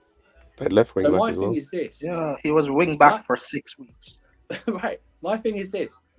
I want to wait. It's a wait and see policy. And you know what? Maybe even Havertz may respond under Poch. I don't think he will, or under a coach. But I think inevitably, I think Kai's going to stay because there's no market for him, or we're not going to sell him. So we're going to have to. Some of these players, we're going to have to face realization that they're going to be here next season, given the fact the state of their contracts and the market for them. I just want to point out, by the way, I can answer this, by the way. And that's what. If he stays here, fine. If he stays here, fine. Let's see if Poch can improve him. No, he won't. He won't improve. He won't improve, and I'll tell you why. I've seen Kai Havertz under 7 different managers in 3 years, both at club level and international, and he hasn't improved a single bit. 7 different managers. Why are we thinking the 8th is going to improve him? He's just shit. I have a question. Yeah. So far, do you rate João Felix? Can I just say this? I think I don't rate him enough to buy him for 85 million. I don't. And I'll tell you why. Because for me, he doesn't get enough criticism Because if this was Mount or Havertz, you imagine if they've been on runs where they've scored like 2 in 12 or 14 as he has. This guy's got no assists as well, and that's a bit harsh because we're not really creating much. But I'm in this thing. If another loan comes through, that's absolutely fine. But there's no way I'm spending 85 million on João Felix when we've got Nkunku coming in, and we've got other players that don't like to score as much as he does. Or like doesn't score like he does on the team already in players like Kai Havertz and stuff like that. So no point adding another one when you've got Nkunku coming in as well, who I think physically may be able to adapt to this league a bit more than Felix is. But Felix is another one where people thought of him as a different player than he actually is. Like he was going to come in and solve everything. But if you look at what he did for Portugal, okay, he played a little bit better than he does at Atletico Madrid. But people always go, well, it's Atletico Madrid. They're a death sentence for any forward players. But then I give you like Griezmann, Falcao, Costa, who have all like managed to actually do a lot. And Griezmann would be more of a linked player to Felix than Costa. Aguero also. Aguero, exactly. But that's what I mean. So I don't rate him that highly. But then again, he's like other players that have been brought in this season. How do we know how good they are? Given the circumstances of our team and the fact that we haven't even got a proper manager or coach. I don't know if he's a Poch. Let's go under the assumption. Say Poch is the guy. I don't know if he's a Poch type player. Do you know what I mean? Yeah, no. I think he'd have to change his game to become a Poch type player. Do you agree? Look at the ball. Yeah, look at the players that Poch has had. I mean, like I say, you got to take away really the PSG lot because there's no way you could ask Mbappe, Messi, and Neymar to press like Poch likes to do, like on the Spurs team. So look at the Spurs team he had. Do you think he's like an Eriksen or like a Son? He's definitely not. Dembele. Is he like a Dele Alli? No. Do you think he's got an output like Dele Alli had, David? I think he can do. Do you? Okay, that's. Really? Do you know what? As much as that fence would have to be reinforced, I'm sitting on that fence at the moment with João Felix. So it's. I really don't know. And also, if we are, as the reports say, going in for a striker, and Poch likes to play a 4-2-3-1, where does a João Felix fit in? Do you play him out wide? Do you play him as a 10? Do you play Nkunku as a 10? Do you play him out wide? Do you know what I mean? It's a fascinating. Andrew, I've been saying that for years about João Felix. I don't know his best position, and when you watch him play, sometimes he doesn't know what his best position is. And they've actually some people put it in the chat as well. If Kai Havertz stays, is he a Poch type player? Looking at him right now, I don't think so. Do you have to change his game? Yes. Actually, do you know, I think he is a Poch type player in terms of he'll do the pressing stuff. It's just the fact of shit. He's just shit, and I'm tired of this. Like, he's one I'm tired of people talking about improving. Like I said, I've seen him under 7 different managers in the space of like 2 years or 3 years. 7 different managers. And I haven't seen an ounce of improvement from him. He's the same player when we bought him. In fact, he might be worse because his form is worse. Like he's, I can't. Like, and it's not. And the thing as well is I've seen a range of every manager. I've seen up and coming managers. I've seen managers that are good coaches that might be able to coach him. I've seen elite level managers like coach this guy, and he's the same. He's the same player. He doesn't adapt. Basically, under any What about adapting? He's played about 8 different positions as well in his time, whether that be striker, 10, left wing, right wing, number 8 under Lampard at times. Like he's just bad. But the thing is like Thomas put in comments, "Oh, you agree with Lampard?" I don't know if you can take Lampard's. You can't take Lampard's comments about any football player seriously, right? Because he just picks on. He's weird. He goes on. He'll pick people if they deserve it, and then starts with like Conor Gallagher in a 10 and Kante on the wing. Do you know what I mean? So where are we gonna? How are we gonna take any real comments on Lampard seriously when I don't rate him as a coach? I have a question. Yeah. Overall this season, out of all the attackers we've signed, have any of them been an upgrade to our current attacker that we had from like past seasons? Have any of the signs been an upgrade from the past seasons? Yes. Yes. Well, I think I would say so. Badiashile's been a good upgrade. I don't think he's been an upgrade. Well, it's been a good addition. Maybe not an upgrade, shall we say? It's a good addition. But then again, this is weird thing that Potter at the end wasn't picking him, and Lampard's not picking him for some reason, and I don't know why. He's talking about attackers. He said attackers. Oh, he's talking about attackers. Oh, okay. Well, no, well that'd be a no, wouldn't it? I mean, attackers. I don't know what it is. Our coaches that have been here seem to forget about the attackers, even like Tuchel. Yeah. Like every one of them seems to forget. It's like, let's try and build the defense first, which is fine. But there's no actual game plan for any attacking. It's hitting hope. The last time you guys had anyone, particularly a striker of any presence, fear, and goal scoring, was Diego Costa. Tammy was okay, but not Diego Costa. Don't speak on Tammy. The thing that I will say, right, if we're going from a talent basis, I would say there's actually a couple of guys we've got that I would say are better, are an upgrade on some of the guys we've had. Like I would say that the likes, I'd say Felix, Madueke for me. I'm trying to think who else we got up top. Maybe Sterling as well. I think if you're going based on talent, is better than the likes of Willian. The problem is I think number one, we don't have a Hazard type player, and I think he managed to take a lot of the burden off some of the other guys like Pedro and like Willian when they were playing shit. He was able to take that burden. The striker thing as well. And I just think that the way that our team is set up in the attack, especially this season, apart from like moments under Potter, which I thought towards the end, it looked like we were developing some understanding with like patterns of play, especially between like Felix and Havertz towards the end. We have not in any way this season been set up well in the offensive areas. Like under Lampard, it's just like, I know we joke about it, but it is just vibes. It's a mess. Like it's basically press as hard as you can, and then just try something. Like there's no actual patterns of play. Yeah, there's no actual patterns of play. Under Bruno, I didn't watch the game, but it's like he's not a coach, he's not a manager. Under Tuchel, we know his issues when it comes to the attack. Like the way we are set up in the attacking areas is awful. It has been, since Sarri's the last time we did anything attacking wise. Yeah, and that's basically because we had Eden Hazard performing at his very best. If you think about it. And this is the problem: is like if you look at, and this is why I go back to what I said, the talent thing. There are quite a few players we've bought, or guys we've got, who I'd argue on a talent basis have upgraded our team. But the problem is, like I would say, like from a talent perspective, Enzo, you could argue is better than Jorginho, but he doesn't do the things that Jorginho does that was so key to our team, and we are now seeing the issues with that. Like, also, I'm seeing Arsenal fans as well loving the fact they got Jorginho, by the way. Like, they acknowledge his limitations, but they are really happy that they've like got him in. And, it's because they're happy with mediocrity, bro.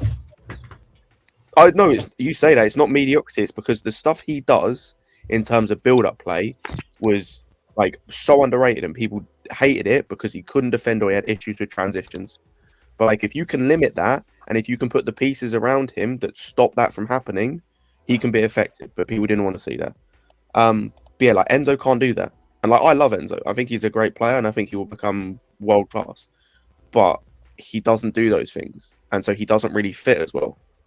What do you define personally as world class? There's so many players that even in the back line, you look at some of the guys we've got, and it's like I think Badiashile may become as good or better than like Christensen and Rudiger. And again, I think those guys were incredible. But I don't think this system that they've been put in this season, like he's done really well, but the system that's been put up this season by like everyone at times, every manager we've had, bar Tuchel, and again the attacking side was an issue for him. It's been piss poor. I said it as well. Felix, I think, based on talent for me, is one of our best players. But he's just been like the way he's been played at times, especially under Lampard, basically since Potter left, especially under Lampard, has been awful. Yeah, it's right. Just, like, that's what I mean. So if we were going on like, let's say Enzo, right? If we're going on like the last month or so, right? People were just watching last month or so. They would say get rid of him. Yep. He doesn't look 120 million. That's what my buddy Andy said, and I'm like, bro, he just got in the fucking door. Exactly right. Like, but do you know what the thing is as well? Is like, oh, sorry to interrupt, Andrew. I noticed something yesterday as well that someone tweeting as a joke, but it's kind of true. He's having similar sort of performances to what Jorginho was having. Yeah. But it's like now you're seeing him happening. It's like you're realizing, like, oh yeah, like maybe it wasn't such a player issue there. It's like he's having kind of like just like okay performances, and it's like because we're asking him to do things where it's like you're having him as a lone six, which he's not, never has been. Like you're having him try and do stuff that he can't do. Also, the people that are coaching him are not elite in terms of how they coach build-up play. So it's like you're handicapping him before he's even started. Yep. And I did say give it time. It won't be long until we start scapegoating him, just like we scapegoated Jorginho. I was going to say, bro, Kovacic should probably be gone in the summer. I'm waiting to see who becomes the next guy. Marshall, they are already doing it. They're already doing it. Yeah. You know, on Twitter, they're already. They've been saying it. People are gonna blame Jorginho. Jorginho's gone. They're blaming Kovacic, which, to be fair, Kovacic has not been 100% in it. That guy sucks. He's been stinky. He's been stinky lately. I admit. That guy sucks. The thing is, his mind is out of Chelsea already. So, like, what's the point of keeping him? Yeah, I agree. Just let him go. That guy, same with Captain too. Captain is just a smiling merchant. That guy should go to. If it was up to me, I'll sell both of them. Both of them stink. Did you do a jersey? Yes. But are you watching some Brazilian league football later? Is that no, but I am about to watch some Copa Libertadores. What is the Can I ask Steve? Do you ever sleep, or do you just plug yourself in? I don't think he does. I don't sleep that much. No, Exactly. I probably got. Who do you have at the back? Who do you have at the back? R9. Oh, speaking. Yeah, that's Oh, original R9. oh, Is that the O2 speaking. Is that the O2 kit? The World Cup. Think so. Think Oh, so. speaking of Romelu Lukaku, do we bring him back or not? Speaking of the only R9 to win the Serie A. Again, get in the bin. Right. Well,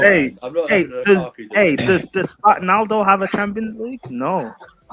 Lukaku by the end of the season. He might. And Olivier Giroud might as well. Let's not have the conversation. And Tomori. Let's not have the conversation with the true R9s. So, that being said, ladies and gents, I think we're done. I think we cooked. Lukaku! I think today's man of the match is gonna go to our beloved Kai Havertz. I'll get this. And that being said, I'll go ahead. Rise one day. Even if it's not Chelsea, our stocks will rise.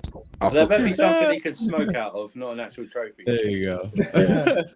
But that being said, ladies and gents, we're going to go ahead and call it here. Thank you so much for watching. I did not expect this to be over 2 hours, let alone close to 3. But sometimes things happen. So that's the call-in show for you. Thank you guys, everyone who came in. Big up to David for coming in as well and cooking instead of just chatting it up in the chat. So yeah, next time we do this will be in a month from now, and you guys will be here, and it'll be awesome. I didn't get to speak on Lizzo. Okay. Well, you should have been here earlier. Yeah, anyways, music stream. That being said, I'm talking about Lizzo James. So much for coming in today. Big up yourselves. Make sure you're smashing the like button. Make sure you are subscribing if you're new to the channel. Help us get to 1,800 subscribers. Make sure you leave a comment down below. Also, check out the links in the description. I think we're gonna do a raid. I don't know if anyone's still live. Is Big Six Pants live? Yeah, I think I set it up for whatchamacallit, sarcasm as usual. But that being said, guys, if we are gonna do a raid, let me go ahead and put the raid message in the chat. I got you right now, and yeah, copy and paste that over to wherever we're going. and let them know where you're coming from. All right. Big up to Steve, Oliver, Prime, David, the other David, Hassan. We have Scott making his late night cameo, and we have Chris as well that was here, as well as Surfer. Thank you guys so much. We'll catch you again on when do we play? We play Saturday, don't we? Yeah, Saturday. Unfortunately, I can't Saturday. wait to play you guys. I can't fucking. Oh yeah, you'll be on that. You'll be on that stream Last with game of the us. season. Yeah, pretty much. So yeah, Well, it would be typical Newcastle to lose against Chelsea. We'll be discussing the game afterwards. We'll be discussing the game afterwards and reviewing it. So be there for that. Hit the bell notification so you don't miss out when you get notified when we do go live on that. But that being said, thank you guys so much for watching. Peace out and stay casual.